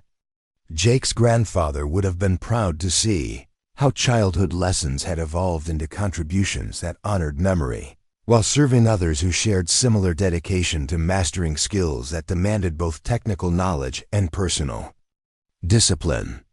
The impossible shot that changed everything had become the beginning rather than the climax of a story that demonstrated how exceptional abilities often remained hidden until circumstances required their revelation, and how individual excellence could serve broader purposes when matched with opportunities that recognized and developed human potential regardless of age, background, or initial expectations about what was possible. 3 years had passed since Jake Mitchell's impossible shot transformed him from an invisible armory clerk into one of the military's most sought-after marksmanship instructors. The transformation hadn't occurred overnight, nor had it been without complications that tested both his abilities and his character in ways that a single, perfect demonstration could never have anticipated. The Advanced Marksmanship Training Center at Fort Braxton represented the pinnacle of military precision shooting education, a facility that attracted elite soldiers from every branch and several allied nations seeking to master skills that could determine mission success or failure in theaters where combat effectiveness depended on individual excellence under extreme conditions. Jake's office overlooked ranges where students regularly attempted shots that most people considered impossible, following methods he had developed through combining traditional techniques with innovations born from his unique approach to environmental analysis. Captain Jake Mitchell, the promotion had come with recognition that exceptional instructors deserved rank commensurate with their responsibilities, reviewed training records that documented steady improvement in student performance across all distance categories and weather conditions. The statistics represented more than numerical achievements. They translated into operational capabilities that had already saved lives and completed missions that might otherwise have failed due to inadequate precision shooting skills. His methods have been studied, documented, and systematized into training curricula that were being implemented across multiple military installations. But Jake understood that the real value lay not in rigid procedures, but in teaching students to develop their own intuitive understanding of the complex relationships between environment, equipment, and human performance that determine success in precision shooting. The letter on his desk bore official seals that indicated importance extending beyond routine administrative matters. Military correspondence of this classification typically concerned assignments, commendations, or investigations that could significantly affect an officer's career trajectory. Jake opened it with the same careful attention he brought to every document that might contain information affecting his professional or personal future. The contents exceeded his expectations in ways that were both gratifying and concerning. The Secretary of Defense had personally requested his participation in a classified program designed to evaluate and enhance marksmanship training across all branches of military service. The assignment would involve traveling to installations worldwide, assessing existing programs, and implementing improvements based on techniques he had developed during his time at Fort Braxton. But the letter also contained elements that gave Jake pause. The program would require extensive travel, separation from the students and colleagues who had become his professional family, and involvement in activities that might extend beyond training into operational support for missions whose details remained classified. His acceptance would mean leaving behind the stability and relationships he had built while entering territory that could prove more challenging than any precision shooting test. Emma Foster knocked on his office door with the timing that suggested she had been watching for an opportunity to discuss matters that required privacy. Her own career had flourished alongside his, evolving from administrative support to program management responsibilities that made her one of the most influential figures in military marksmanship training despite never having fired a precision rifle in combat conditions. "Jake," she said, closing the door behind her with the care of someone about to discuss sensitive topics, "there are rumors circulating about new assignments and classified programs. Are you being recruited for something that's going to take you away from Fort Braxton?" The question touched on concerns that Jake had been wrestling with since receiving the official communication.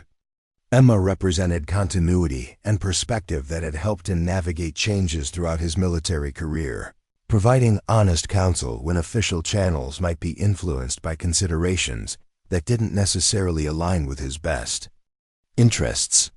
"The Secretary of Defense wants me to lead a worldwide assessment of marksmanship training programs," Jake admitted, understanding that Emma's administrative position gave her access to information that made concealment both impossible and unnecessary. "It's an honor, but it's also a major commitment that would change everything about how I've been serving." Emma studied his expression with the careful attention of someone who had learned to read his concerns and motivations through years of friendship and professional collaboration. She understood that Jake's greatest satisfaction came from direct interaction with students rather than high-level administration or policy development, making this opportunity both recognition of his achievements and potential source of personal dissatisfaction. "Are you interested in that kind of work?" she asked directly, cutting through diplomatic language to address the fundamental question of whether the assignment matched his preferences and long-term goals. Jake was quiet for several moments, considering how to articulate feelings that were more complex than simple acceptance or rejection.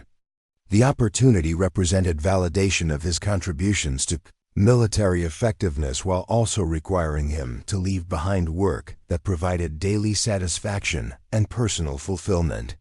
"I'm honored by the recognition," he said finally, "but I'm not sure that high-level program evaluation is where I can make the most meaningful contributions. My strength has always been working directly with individual students, helping them discover capabilities they didn't know they possessed." The response revealed priorities that had remained consistent throughout his career despite changes in rank, responsibilities, and recognition. Jake's greatest satisfaction came from moments when students achieved breakthrough performance, discovering that consistent excellence was within their reach through proper preparation and understanding of fundamental principles. Emma nodded with understanding that reflected her own observations of what motivated Jake's best efforts. Have you considered that accepting this assignment might provide opportunities to implement your methods on a much larger scale? If your techniques become standard across all military marksmanship programs, the impact could be enormous. The observation highlighted potential benefits that Jake had acknowledged but hadn't fully embraced. His methods had already improved performance among students at Fort Braxton, but implementing similar approaches across all branches of military service could enhance operational effectiveness in ways that served broader strategic objectives. But such implementation would also require him to become an administrator and policy developer rather than a direct instructor, transforming his role from someone who taught individual students to someone who managed systems and programs. The change might prove more challenging than any precision shooting test he had ever encountered. Their conversation was interrupted by the arrival of Master Sergeant Kevin Brooks, whose own career had taken unexpected turns following Jake's demonstration at Fort Harrison 3 years earlier. The veteran marksman had requested transfer to Fort Braxton specifically to work with Jake, finding that traditional teaching methods could be enhanced through techniques that approached marksmanship as both science and art. Captain Brooks said with the respectful familiarity that had developed between them despite their different backgrounds and ages, "I've heard about the Secretary of Defense's invitation. This is a tremendous opportunity for you and for military marksmanship training in general." Jake appreciated Brooks' perspective while also understanding that the senior NCO's enthusiasm reflected different priorities than his own. Brooks had spent his entire career seeking advancement and recognition within military systems, making high-level assignments seem like natural progressions rather than potential departures from meaningful work. "Master Sergeant, I'm grateful for the opportunity, but I'm also conscious that accepting it would mean leaving behind direct instruction and student development. Those activities have been the most rewarding aspects of my military service." Brooks considered this response with the thoughtful attention of someone who had learned to respect Jake's judgment even when their perspectives differed. "Captain, you've developed techniques that could benefit thousands of soldiers if implemented systematically. Sometimes our greatest contribution comes from sharing knowledge rather than applying it directly." The conversation highlighted tensions that Jake had been experiencing throughout his career as his reputation and responsibilities expanded beyond the direct teaching that provided personal satisfaction. Military advancement often required officers to move away from hands-on work toward administrative and leadership roles that served broader organizational objectives. But Jake's effectiveness as an instructor stemmed partly from his genuine engagement with individual student development, relationships that provided both motivation and insight about how people learned complex skills under pressure. Removing himself from such interactions might diminish his ability to contribute effectively even at higher organizational levels. The decision ultimately required Jake to consider not just immediate opportunities, but long-term goals and values that would guide his approach to military service throughout his career. The Secretary of Defense's program represented recognition and advancement, but it also represented fundamental changes in how he would serve and what kinds of contributions he would make. That evening, Jake walked alone through Fort Braxton's training ranges where students had achieved breakthrough performance under his instruction. The familiar landscape contained memories of moments when theoretical knowledge had translated into practical capability, transforming soldiers who had considered certain shots impossible into marksmen capable of precision that exceeded their previous understanding of human potential. These experiences had provided Jake's greatest professional satisfaction, confirming that his grandfather's lessons about marksmanship as both technical skill and personal discipline could be shared. effectively with others who brought their own dedication and capabilities to the learning process. The relationship between instructor and student had proved more rewarding than individual achievement or official recognition. The wooden box in his quarters continued to hold objects that connected him to family history and personal motivation that had guided his development from childhood through military advancement. But it had also accumulated new items that documented relationships and achievements that had emerged from his teaching career. Letters from former students describing how his instruction had affected their operational performance and personal growth. Reading these communications reminded Jake that his contributions extended beyond immediate training results to influence careers and lives in ways that might not be achievable through high-level program administration. Individual relationships and direct instruction had created impact that systemic changes might not replicate, regardless of their broader scope and official importance. Jake's final decision reflected values and priorities that had remained consistent throughout his journey from Wyoming ranch country to military instructor positions. He would accept the Secretary of Defense's assignment with modifications that allowed him to maintain connection to direct instruction alongside program evaluation responsibilities, ensuring that his contributions served both individual students and broader military objectives. The compromise required negotiation with officials who preferred clear organizational roles and responsibilities. But Jake's track record and reputation provided leverage for arrangements that served everyone's interests. His assignment would include regular returns to Fort Braxton for teaching duties that maintained his connection to student development, while also providing opportunities to test and refine methods being implemented across military marksmanship programs. 6 months into his modified assignment, Captain Mitchell found himself at a training facility in Germany, working with NATO allies whose marksmanship programs had requested evaluation and enhancement. The international scope of his work had revealed that precision shooting challenges were universal, but cultural and institutional differences required adaptation of techniques rather than simple implementation of American methods. His success in these varied environments confirmed that his approach to marksmanship training transcended specific equipment or organizational structures, focusing instead on fundamental relationships between human performance and environmental conditions that were consistent regardless of nationality or military tradition. Students responded to instruction that emphasized understanding over memorization, developing capabilities that served their particular operational requirements. The letter Jake wrote to Emma that evening described experiences that were both professionally rewarding and personally challenging, providing opportunities to contribute to international military cooperation while also requiring extended separation from relationships and routines that had provided stability throughout his career advancement. But the correspondence also revealed satisfaction that came from discovering how widely his methods could be applied, helping soldiers from different nations develop precision shooting capabilities that enhanced their effectiveness while also building relationships that served broader diplomatic and military objectives.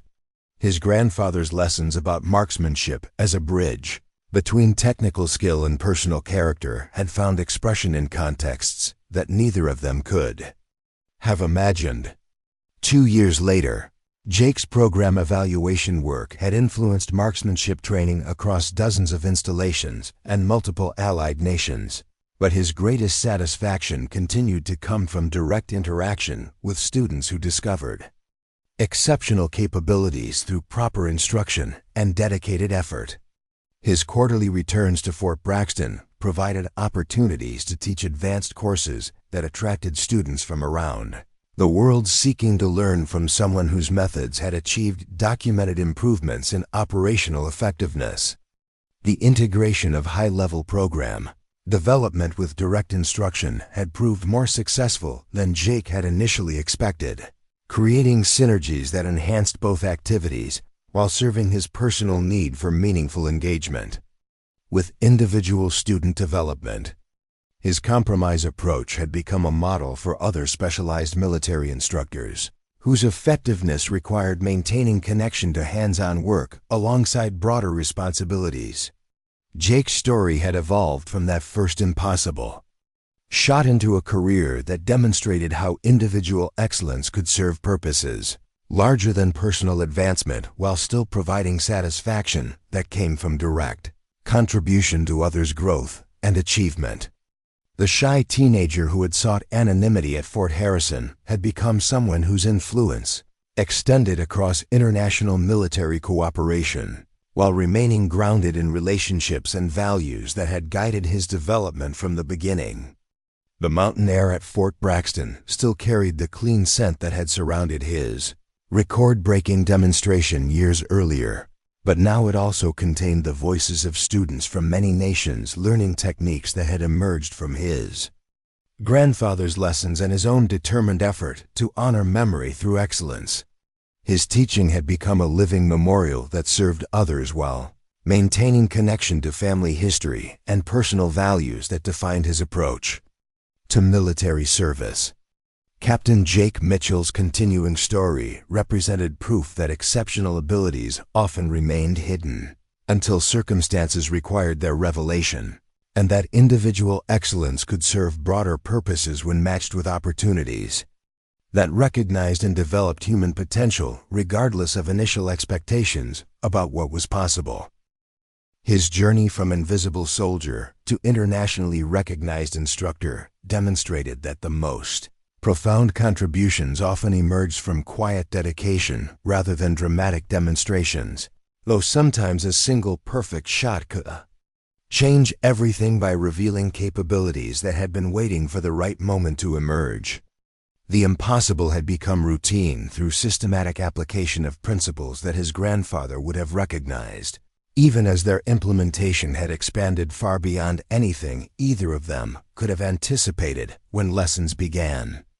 With childhood instruction on Wyoming rangeland, where precision shooting was both practical skill and expression of values that connected generations through shared commitment to excellence in service of others, Jake's legacy would ultimately be measured not in records broken or positions achieved, but in students taught and capabilities developed, creating ripple effects that enhanced military effectiveness while honoring the memory of teachers whose influence extended through time and distance to touch lives and shape careers in ways that served purposes larger than any individual achievement or recognition.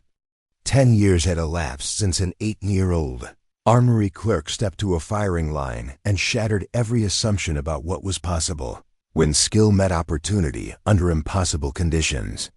The military had changed significantly during that decade, embracing technologies and methodologies that transformed how precision shooting was taught and applied across operational theaters where success depended on individual excellence under extreme pressure. Colonel Jake Mitchell stood in the Pentagon Central Conference Room, where senior military officials gathered to review programs that had fundamentally altered training approaches across all branches of armed service. The walls displayed charts and statistics documenting improvements in marksmanship effectiveness that translated directly into enhanced operational capabilities and, more importantly, lives saved in situations where precision could mean the difference between mission success and catastrophic failure.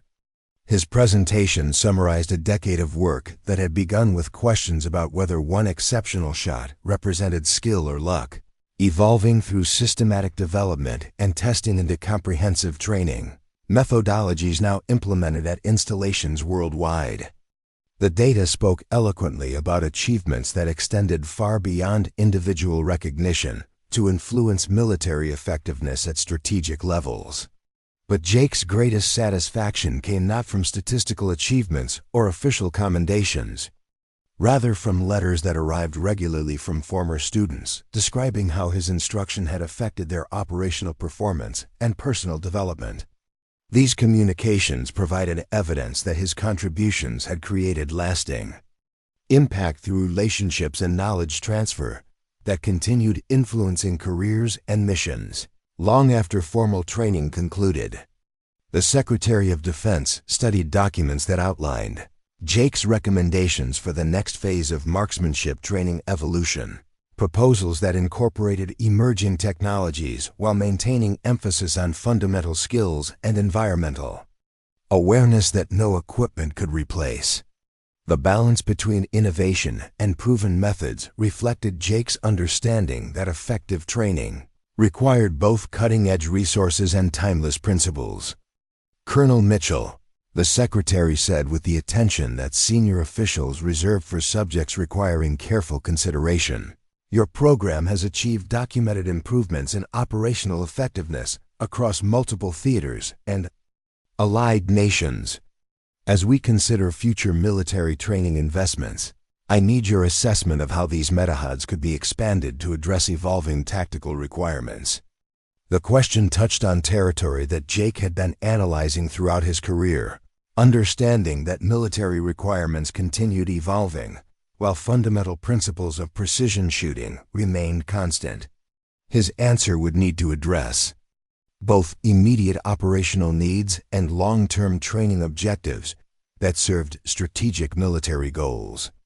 "Mr. Secretary," Jake replied with the confidence that came from years of successful program implementation, "our methods have proved adaptable to various operational environments because they emphasize understanding rather than memorization.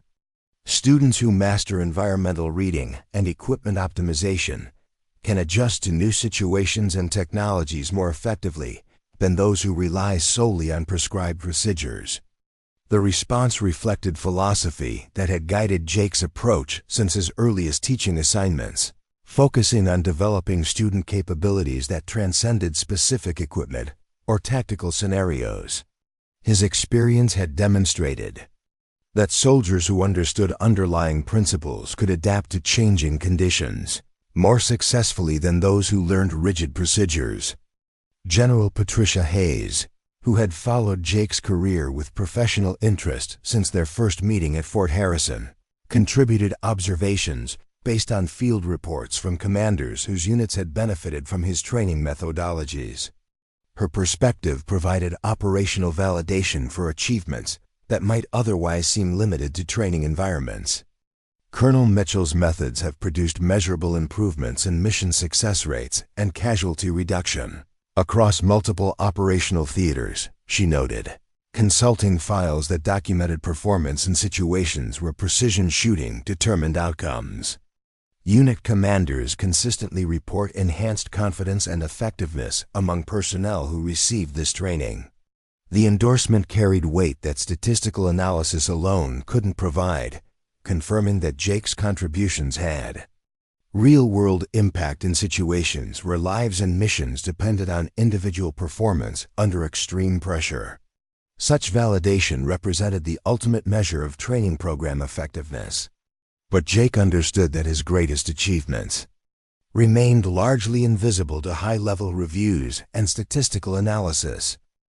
The individual moments when students discovered exceptional capabilities, the breakthrough performances that exceeded their previous understanding of human potential, the personal growth that accompanied technical mastery, these elements couldn't be quantified in reports, but represented the heart of meaningful instruction. During breaks in the Pentagon sessions, Jake found himself thinking about specific students whose development had provided particular satisfaction during his teaching. Career. Maria Santos, a young soldier from Texas who had overcome initial struggles with mathematical calculations to become one of the most intuitive environmental readers he had ever instructed. David Chun, whose arrogance had given way to humility and eventually wisdom as he learned that true mastery required constant learning and adaptation. These relationships had taught Jake as much as his students, revealing aspects of instruction and human development that couldn't be learned through formal education or official training programs. The mutual exchange of knowledge and perspective had enriched his understanding while providing personal fulfillment that sustained him through administrative challenges and bureaucratic complications. Emma Foster remained his closest friend and professional collaborator, despite their different career paths. her administrative expertise having evolved into executive responsibilities that influenced military training policy at the highest levels. Their correspondence provided continuity and perspective that helped Jake maintain focus on values and objectives that transcended immediate pressures and organizational politics.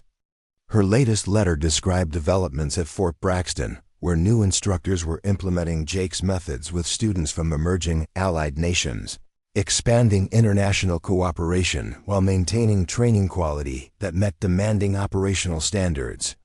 The program's success had attracted attention from civilian organizations seeking to adapt military precision training for law enforcement and competitive shooting applications. Such expansion represented validation of principles that Jake had developed through combining traditional techniques with innovations born from systematic analysis of environmental factors and human performance variables. His grandfather would have been amazed to learn that childhood lessons about patience and precision had influenced training programs spanning continents and serving diverse operational requirements. The evening found Jake in his Arlington apartment, reviewing documents that would guide future program development, but his attention kept returning to photographs that documented relationships and achievements that had emerged from his teaching career.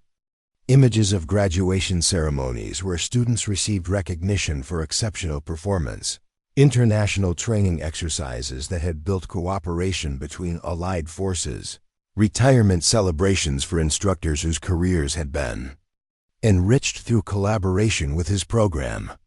These visual records captured moments of human connection and mutual achievement that provided deeper satisfaction than official commendations or professional advancement.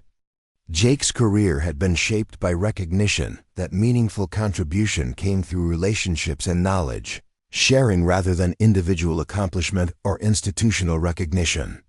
His phone rang with the familiar tone that indicated calls from Fort Braxton, where current operations continued despite his absence in Washington for policy meetings.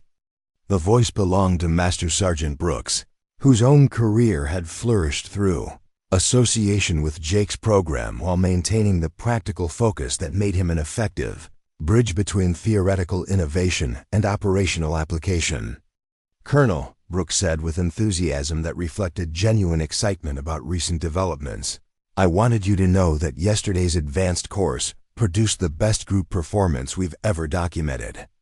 Every student achieved qualification standards that exceeded their previous personal records, and 3 established new facility records under challenging environmental conditions." The news provided the kind of satisfaction that no Pentagon briefing could match, confirming that his methods continued producing results that enhanced military effectiveness through individual excellence. Jake understood that such achievements represented the culmination of systematic training approaches that developed human capabilities, rather than simply conveying technical information. "Master Sergeant, that's outstanding news. Were there any common factors that contributed to the exceptional performance, or did individual students show particular areas of breakthrough?" The question reflected Jake's continuing interest in understanding how students learned and developed, seeking insights that could improve training methodologies while also maintaining connection to individual progress that provided personal fulfillment for both instructors and students.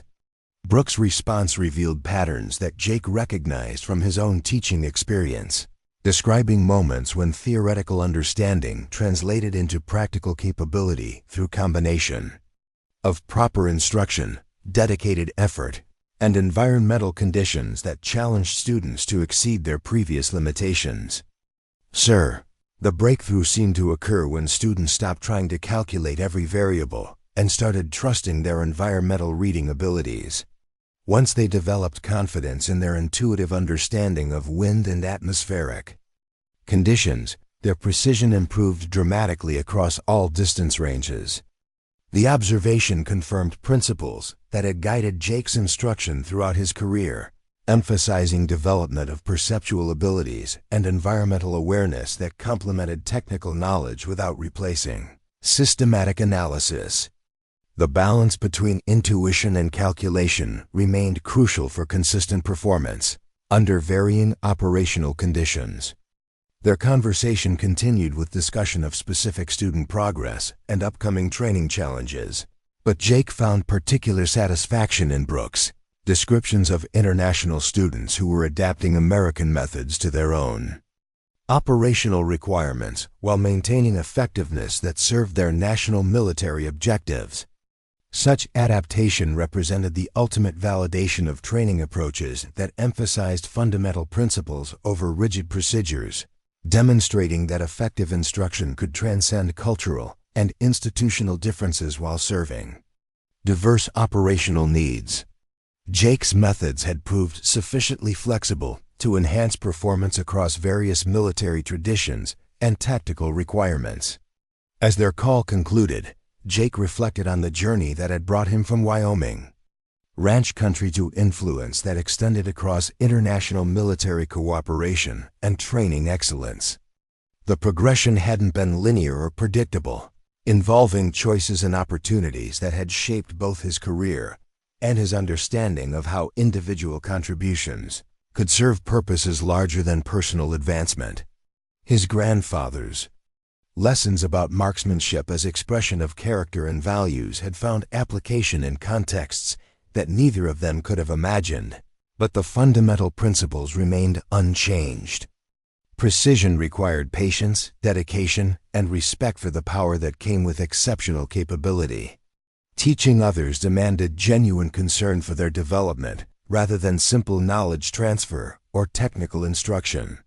The wooden box in Jake's apartment contained objects that connected him to family history and personal relationships that had provided foundation for professional achievements, but it had also accumulated items documenting the broader impact of his career.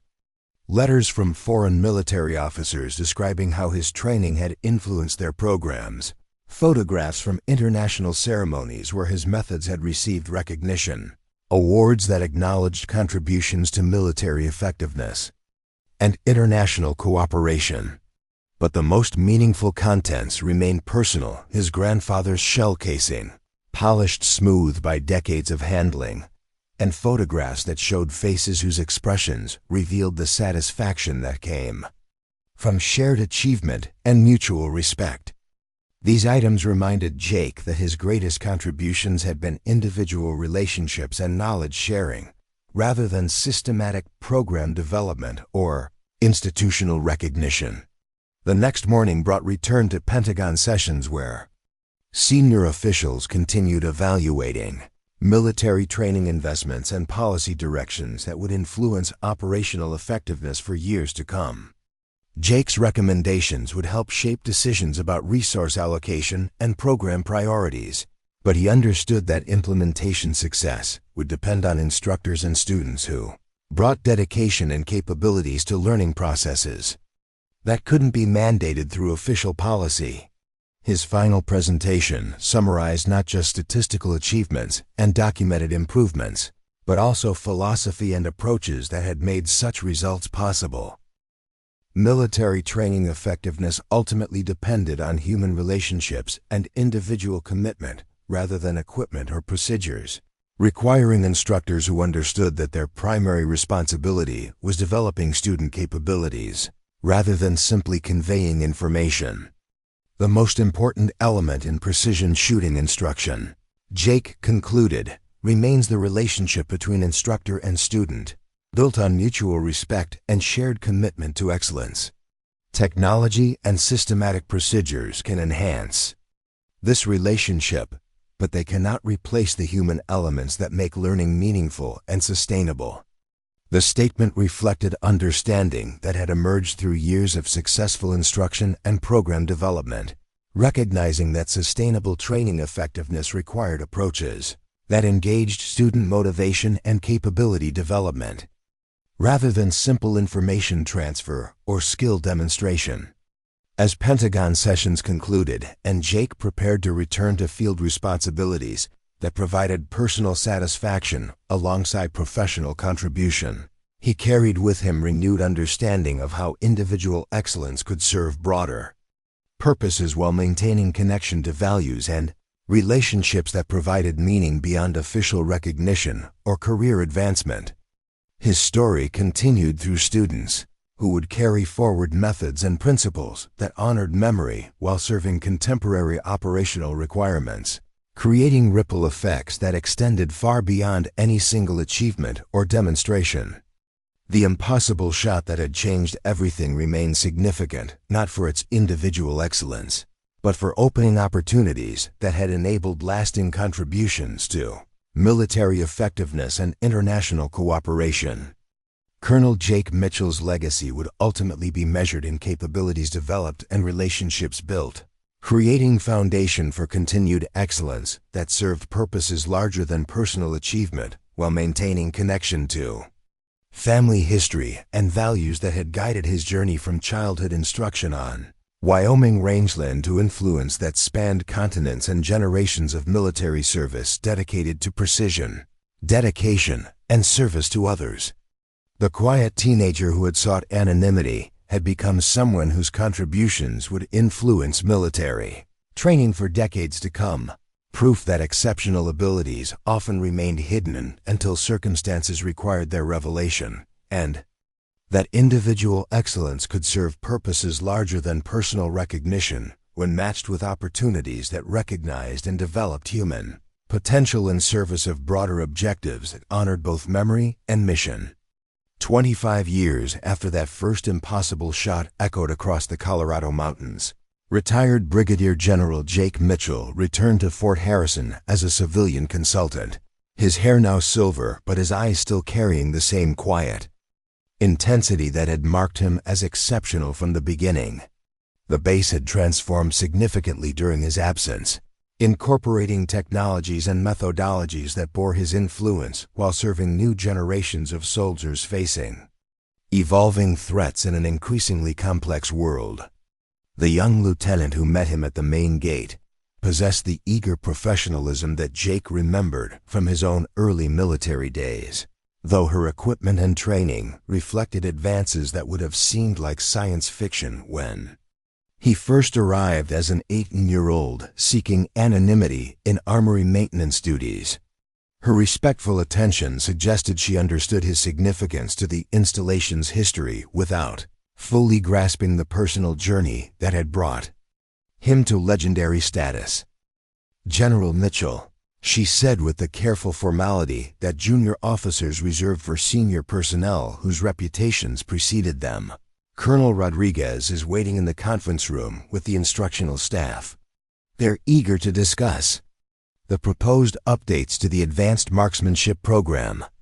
Jake nodded his appreciation while noting how naturally she had addressed him by his retired rank, a courtesy that felt both familiar and strange after years away from active military service. His return to Fort Harrison represented completion of a circle that had begun with uncertainty and determination, evolved through recognition and responsibility, and now concluded with the opportunity to ensure his contributions would continue serving future generations.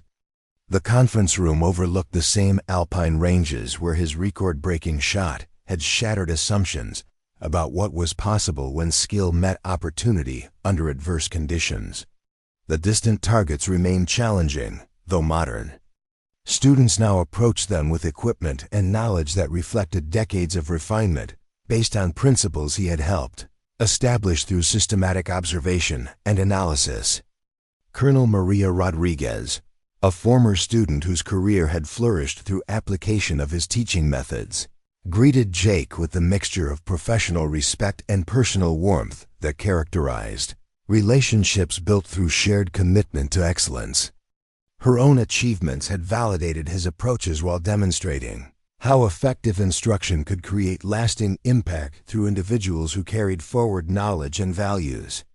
"General," she said, gesturing toward displays that showed current training statistics and student performance data, "your methods continue producing results that exceed traditional expectations.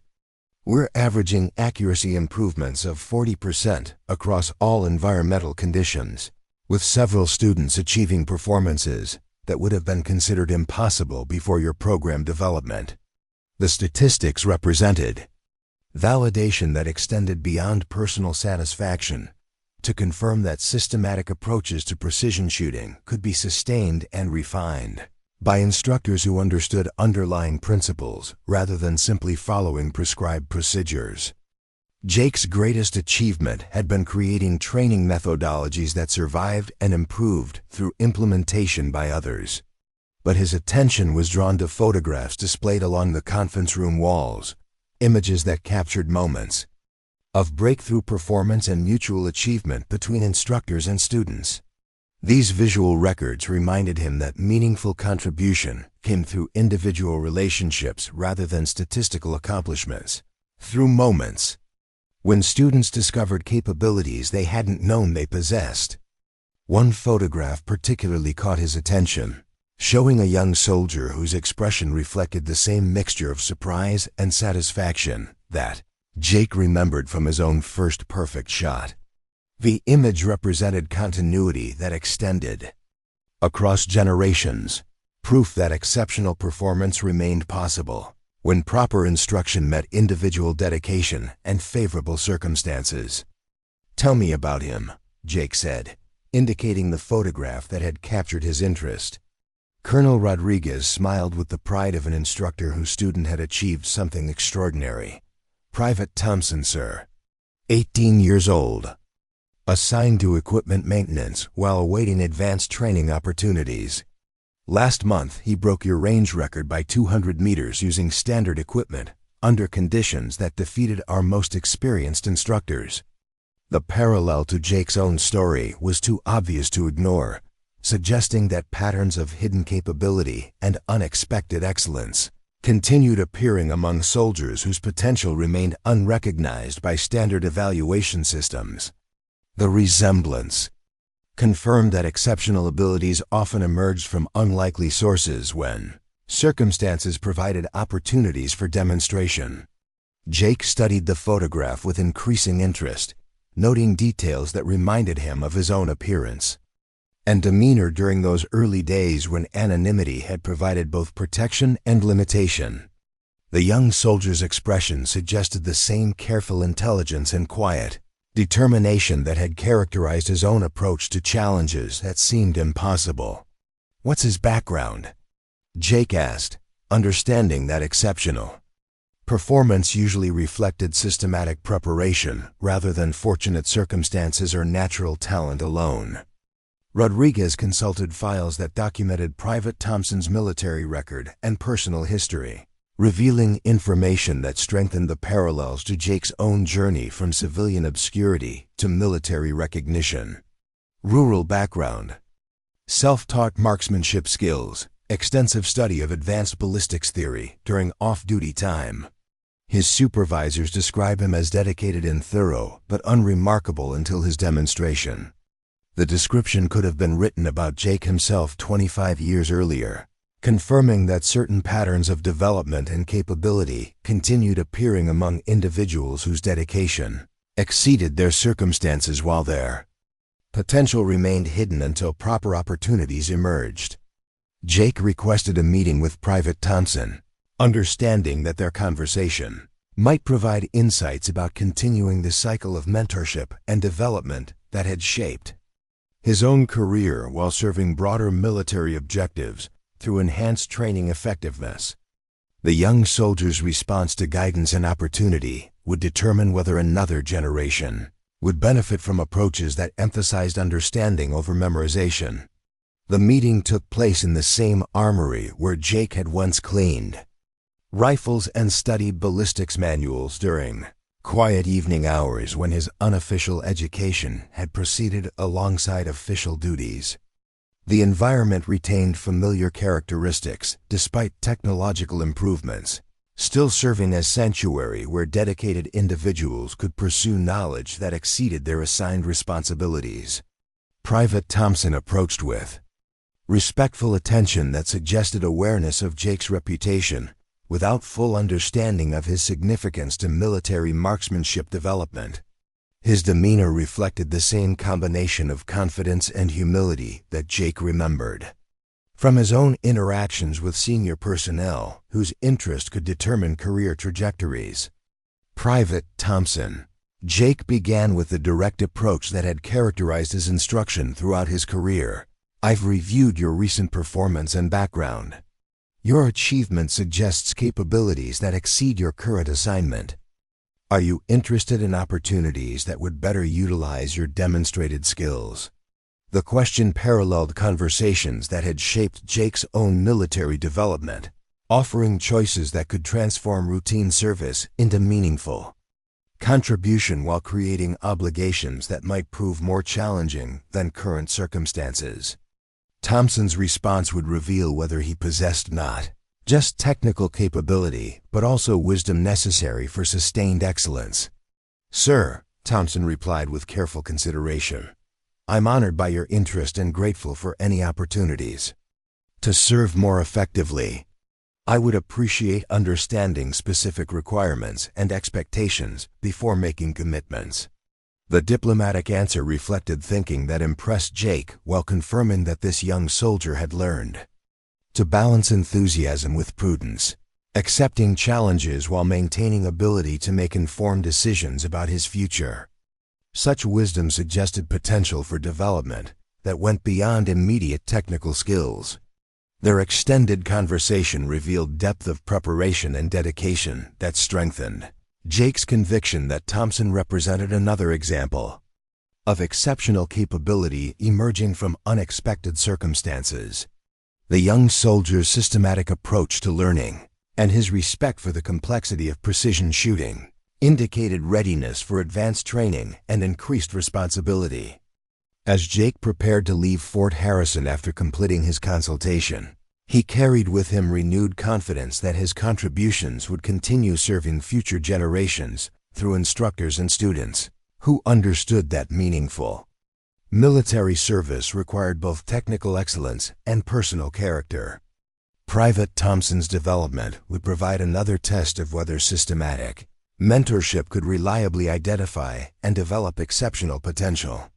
The mountain air still carried the same clean scent that had surrounded his own record-breaking shot decades earlier, but now it also held promise for continued excellence through individuals who would carry forward principles and approaches that honored both tradition and innovation.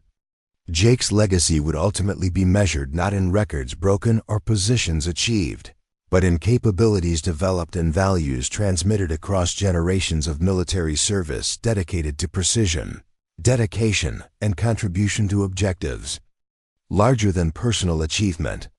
Up next, you've got two more standout stories right on your screen. If this one hit the mark, you won't want to pass these up. Just click and check them out.